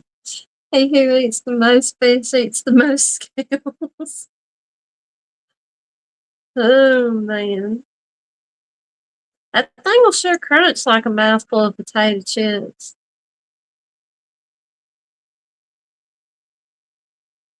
Hey, I tell you the best way to clean them scales, and I imagine some of y'all probably done it, but I had an old timer. He took me under his wing after my daddy died, but it was the old neighbor man. And I miss that man to this day, but just wonderful people, him and his wife. But he used to take me and his boy fishing a lot. His family had a couple ponds here and there, and we'd go up and catch us a good stringer of oftentimes a bunch of bluegill in them old cattle ponds up there. But you take your old spoon and you start from the tail and clean her on down, this and that. But then Mr. Phillips showed me the way to clean them dudes up in just no time. The water hose. Yeah. Put you a straight stream on that water hose and you hold that fish. You got to hold it tight. You spray that old fish from the tail down to his head there. It just lays in scales open like a sheet. It'll pull every one of them off. You ain't got to do no kind of scraping. You'll descale that thing in just no time. Flip it over, do the same thing. Boom, boom, boom, boom, boom. Scale it. Cut it in its hind quarter all the way up to its gills. Gut it. Cut the head off. Put it in the cook pot. You better hose it off a little bit first. Well, yeah. Eric said, can't we get some good redfish down here? You can whenever it's season. You can get redfish. You can get on some snapper down here during season. A lot of people love them redfish. What else they getting into? A lot. Usually the biggest thing during season, especially in the Gulf waters, is going to be that red snapper. Mm-hmm. But you get into some money. I think they do flounder and stuff too. Yeah, flounder pretty doggone good. The heck's a rock cod? Mm-hmm. Have you ever had whole grilled sunfish?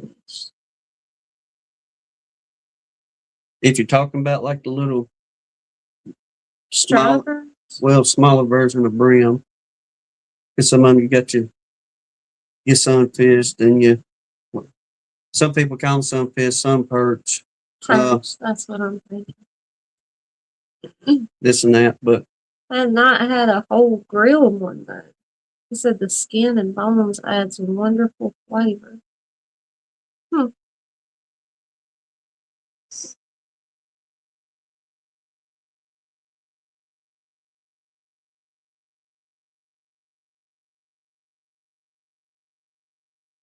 they're pretty little fish. Yeah.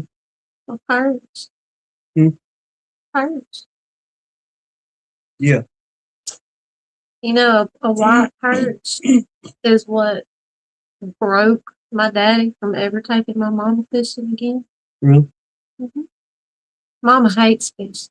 You know, Mom. She hated outside. Unless it was water and flowers. She was good with that. But no, Daddy took her fishing in the canoe not long after they got married. And she throwed her line over a tree and it come down and hit the water, but it landed on the backside of a fallen log that had fell right there. She caught her a good white perch. Daddy was excited. But Buddy, the hassle and the chaos that ensued to get that fish over the log and then over the tree limb and back into the boat. They never went fishing together again. Ever went fishing again. Well, everybody's in the mood for fish tonight. Hey, everybody got a good spot for some good fishing, no matter what area of the country you're in. Mm-hmm. Now, you want a fun fish to catch? A largemouth bass. That thing will usually fight you pretty good down here. Even a young one, he'll give you a good run for your money. Mm-hmm.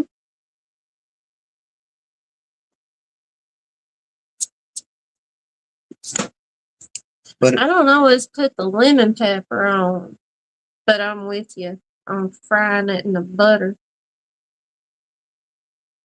But if I'm a fish, I guess my number one fish to fish for is going to be catfish. I just enjoy seeing the tip of that rod because I bottom fish a lot and just see the tip of that rod. Mm-hmm. And you know about after number 3 or 4, there she goes. You got to feel it. You can feel in that rod if it's just a little minnow bumping it or something's actually hitting it.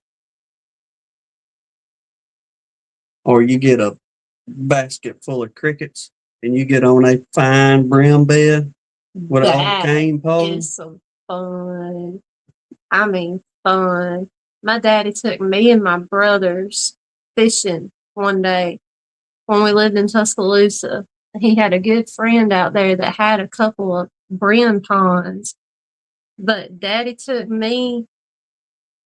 I think he took me and Abby and the boys. Because me and Abby was in the boat with Daddy and the boys was in the boat with Mr. Jody. But by the time that day was over, we had almost 80 brim on 2 stringers. Hey, it don't take no time to get on a good bed of them, buddy. You can fill up. And it ain't no mistaking when you get on a good brim bed. Because you're going to smell. Same thing with crappie. You get on a good spot with some crappie, same thing. They just drop that cricket, or if you can afford it, they really love them minnows. But most of the time, it's just you drop that cricket off in there and it ain't no more got time to sink before they boom, they on it. Mm-hmm. I'm with you. I cleaned up mine the other day.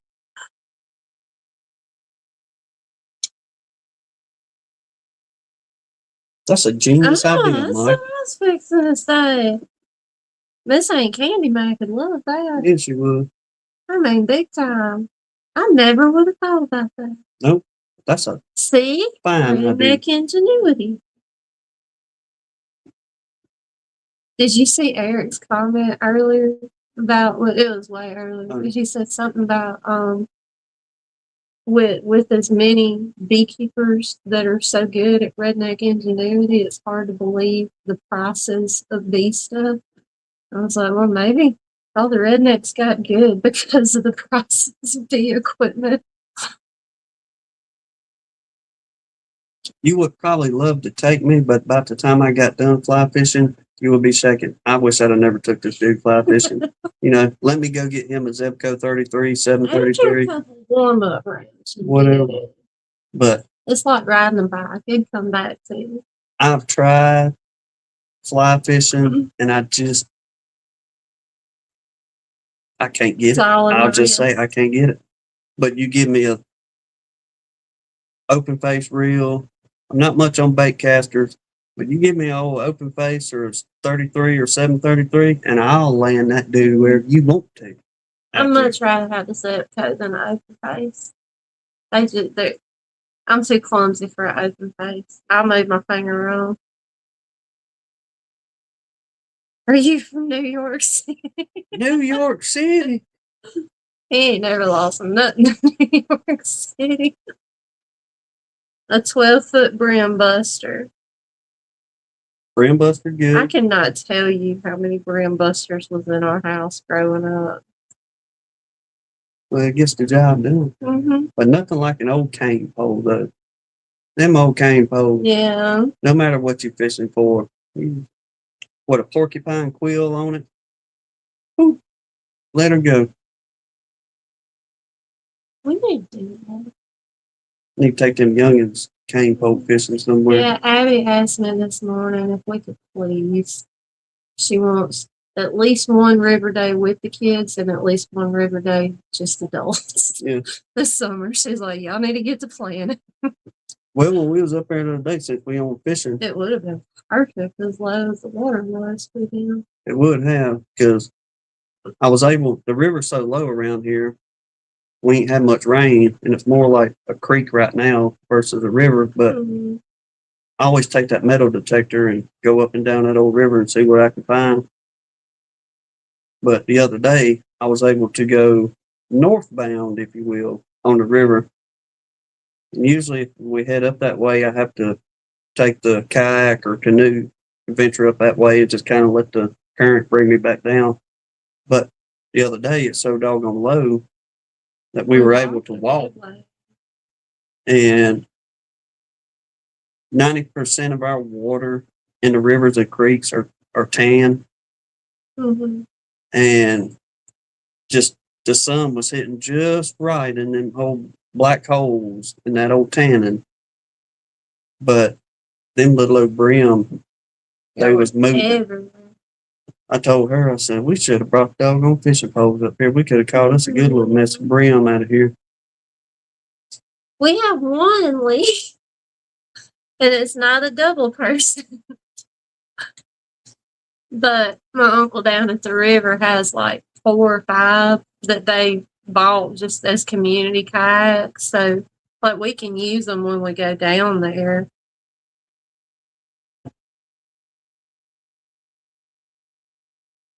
You tie a float on the end. I've seen that on TV. That'd be fun just to fight that. You know what I mean? Just, Mm-hmm. oh, now.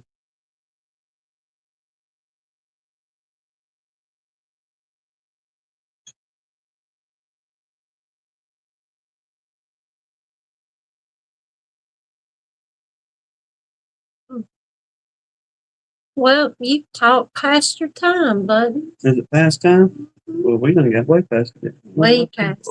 3 minutes and 40 seconds according to the clock up there.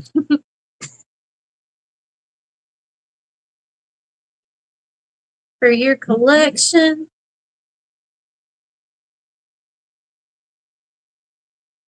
Hey, I'm down. Yeah, shoot you, Lee. That sounds like fun. I'm gonna have to look at Black Creek in Mississippi.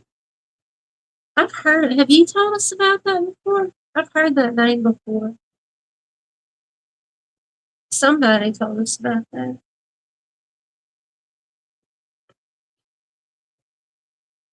And that river we're on, or we go to,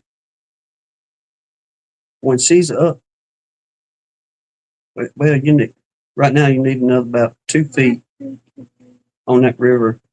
It's the Escataba River. It's 120 miles long, and it drops 1 foot every mile on that river. But that's where we used to go all the time, tubing. If the water was up high enough, take a canoe, kayak, whatever you had. And oftentimes we spend the night on that riverbank, find somewhere to camp out on the riverbank, and next morning pack on up, and about like anybody else, y'all running them streams and rivers, you have somebody say, hey, look, we should be down at the spot about such and such time to pick you up. But it would be fun to go on a nice little trip. It's been a while since Been a long while. we floated the river, I guess. All right, I saved it to my thing so I can go read it when we get done. Wait. Down there's where we run up on that snake skin, and I got it popped up right over there. Y'all can't see it, but I got a fine little spot for it over there, and it's a good spot. It's the longest table we had that I could get it on. Yeah, heaven forbid he coil it up and put it in the china cabinet with the rest of the critters that he took over. No, that's a good spot. It's up there with our pictures and everything else.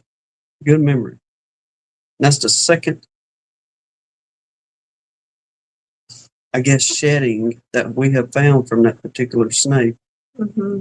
But finally this year, when I found it the other day up in the tree, I gotta say, that was a comfortable tree. It's been a long time since I actually climbed a tree. But I shimmied right on up that joker, and I found a good spot on the limb, fit the contours of my hind end real good, and I could sit there and dangle my feet off, and it's perfect. He made friends with a scaly back. Yep.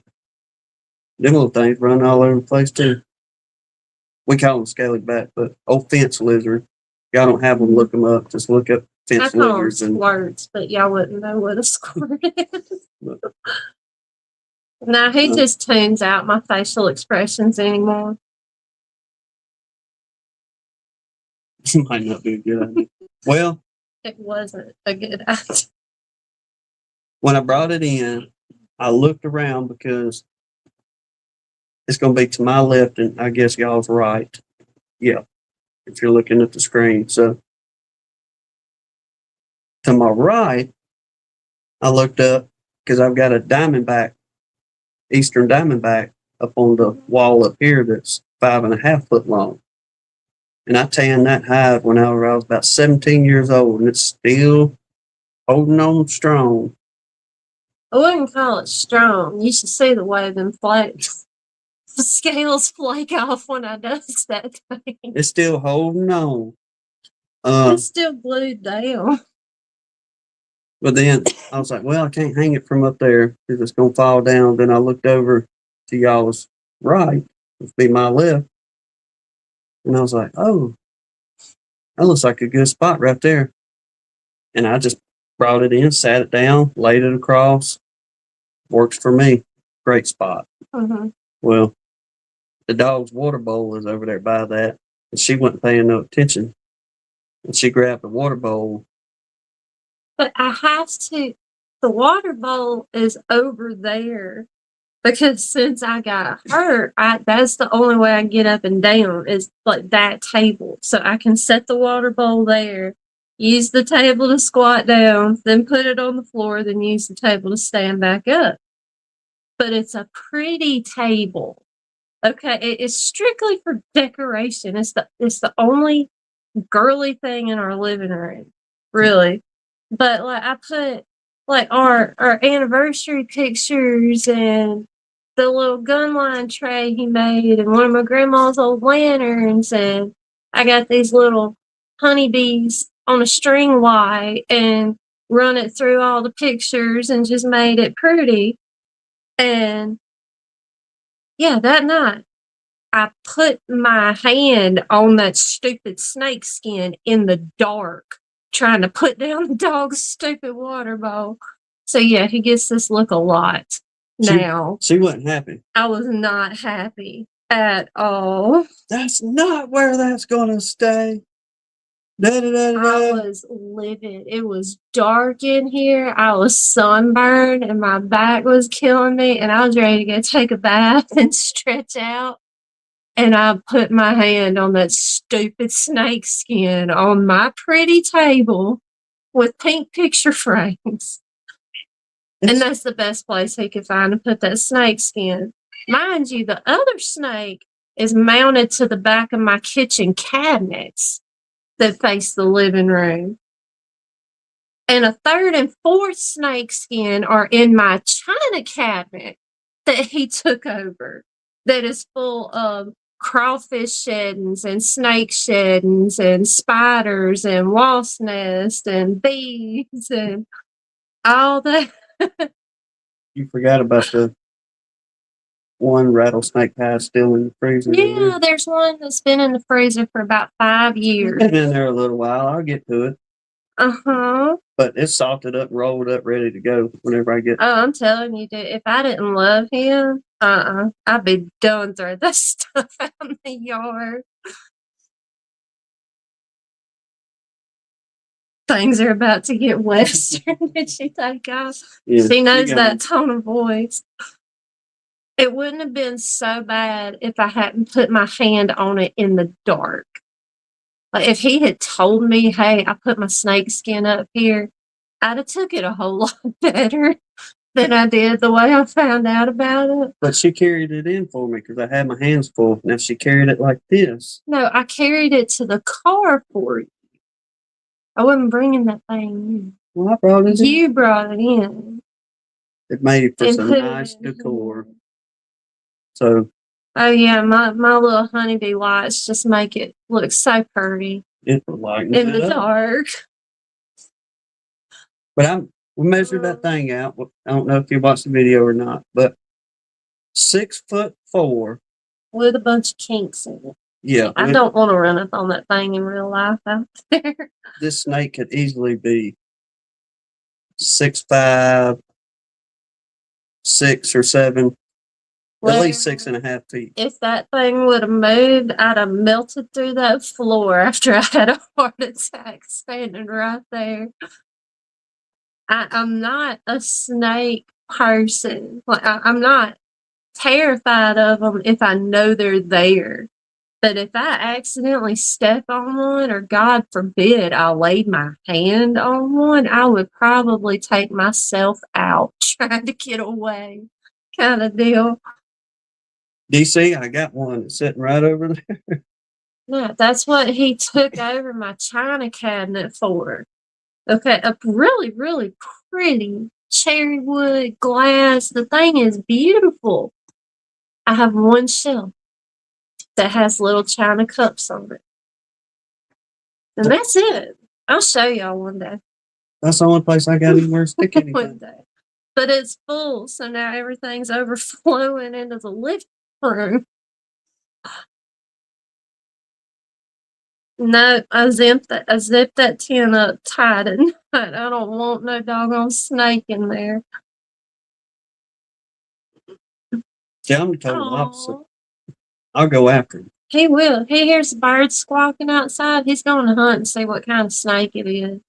And if he can find it, he's going to catch it and bring it back. Hey, look what I got. And she always tells me, get that thing out of my house now. I'll take a picture, but get it out of my house. I guess that's that child instinct in me still, coming in and show it off. Look what I got. Which I'm glad. It keeps things interesting. Ain't no dull moments around here, that's for sure. It just takes me a little time to adjust to some of his stunts he pulls. Hey, y'all should have seen her when we lived in our first house. We bought. There was a gap up under the back door, which pretty good gap. And we hadn't been there about 6-8 months, and I heard a ruckus in that kitchen. Bam, bang, slam. Hey, hey, hey! This and that. I get up out of bed, go flying in there. A little old baby gray rat snake that done got up underneath that door. It was red. Or red. That's why I didn't recognize it.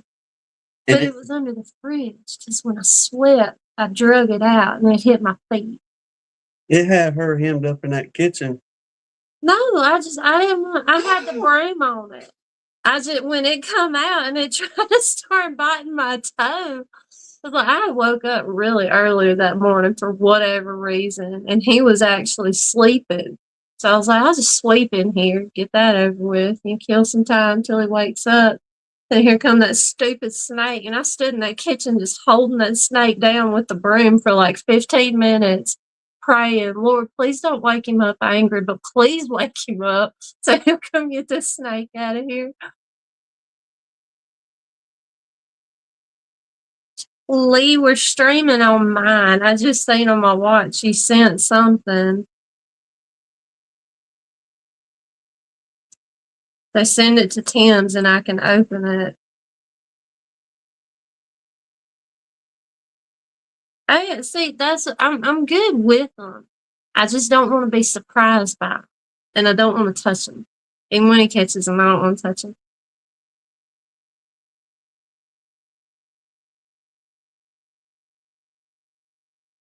Yeah. Oh, That's the only thing, I guess, if you got biddies and stuff like that, especially this time of the year, everybody's coming off hibernation, this and that, then yeah, it's aggravating to get in there. We've had them same thing, get biddies, or especially more rat snakes, get in there and get one of them eggs out from under a hen, and you'll hear her clucking and carrying on. Then you finally go out there and venture and see what it is, and oftentimes it's an old rat snake out there. oh my word.